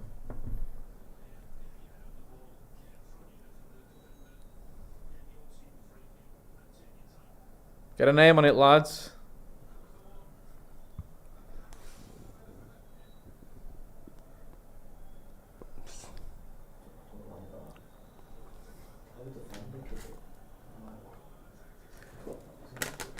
I'm pretty sure half of Everton goals last year started with Pickford free kicking in an hour and a half. Ridiculous. Where did you just forget his way back? Go see the other one instead. That's it. Textbook, England get never the in win. doubt. 1-0. A game we'll happily forget, if we're being brutally honest there. Jude Bellingham with a goal in the first half. Not a lot to shout about there for Gareth Southgate's team. Mark, your thoughts? Yeah, I think, like we say, a win's a win. Not very convincing, but we've got over the line. And I think, we can end that Trent Alexander-Arnold in midfield debate now. But yeah, I thought Bellingham stepped up. Other than that, quite forgettable, like I said. But just good that we've kept it. Would have liked that second goal, but keeper's made a really good save there. So, yeah, take it. Move on to the next one. I think maybe you're looking at someone else starting in midfield for the next game. Scotty, your thoughts? Yeah, I mean, it was typical England's first game in an international tournament. Just seems to be every 2 years, this is the performance that they put out. Trent Alexander-Arnold experiment didn't work. One thing that is for sure, given probably one of the 5 finest minutes ever in international football, when Kobbie Mainoo came on. I've never seen anything like it in my life. Superb. Exactly. Make sure he's starting the next game against Denmark. Ethan, you were cheering at Was some that a point, cheer, or was it? squealing. Oh, yes. Like deliverance over there. Well, I predicted a 1-0 win, Jay. Yes, you did. So Well done. that's nice. And it was just about getting the job done for me. If that was a draw with Denmark up next, it really could have been a disaster, because if we conceded then, confidence would have went out the window. But a clean sheet with that back four, with Mark Gay and John Stones, Trippier and the like. I was a bit worried about that back four coming into the tournament, but Serbia really didn't threaten Pickford too much, did they? That pop shot from Vlahovic was probably their best chance, and it was... my heart rate wasn't good at all at that game until that chance, and then I managed to get a little bit excited towards the end. But apart from that, it was a bit of a snooze fest, wouldn't you say? It was a bit of a snooze fest, yes. Thank you everyone that got involved in the chat and the comments, so we did appreciate it. Not much to write home about. England have got that win. Kobbie Mainoo came on for a little bit of a cameo. I mean, you'll take it. It's not one you're going to remember forever, but it's a win for Gareth Southgate's team. And like you say, with Denmark and Slovenia drawing, they're in a pretty good position after the first round of games. Mark, where can people find you? Twitter, @MarkDempsey_. Yeah, go and check him out. You know where to find me and Scotty on Scotty and Motty, and where can you find you individually? At Arkid on things. ARGH kid. I hate doing all the promo stuff. Just subscribe to Scotty and Motty things that I do with him. And you know where to find Ethan. He's part of Sloppy Joe's Mafia. Yes. They'll be back. When's your next video out? There'll be there's one that just went out yesterday, and there'll be a new one on Tuesday, Jay. So that'll be fun to look forward to, won't it? Something to look forward to. Make sure you are hitting like, share, and subscribe. We're back in the morning with the news. That's been Mark Dempsey. That's been Dave Scott. That's been Ethan James. I've been Jay Motty. This has been England Watch Along. Gareth Southgate's Barmy Army 1-0 win over Serbia. Thanks for watching.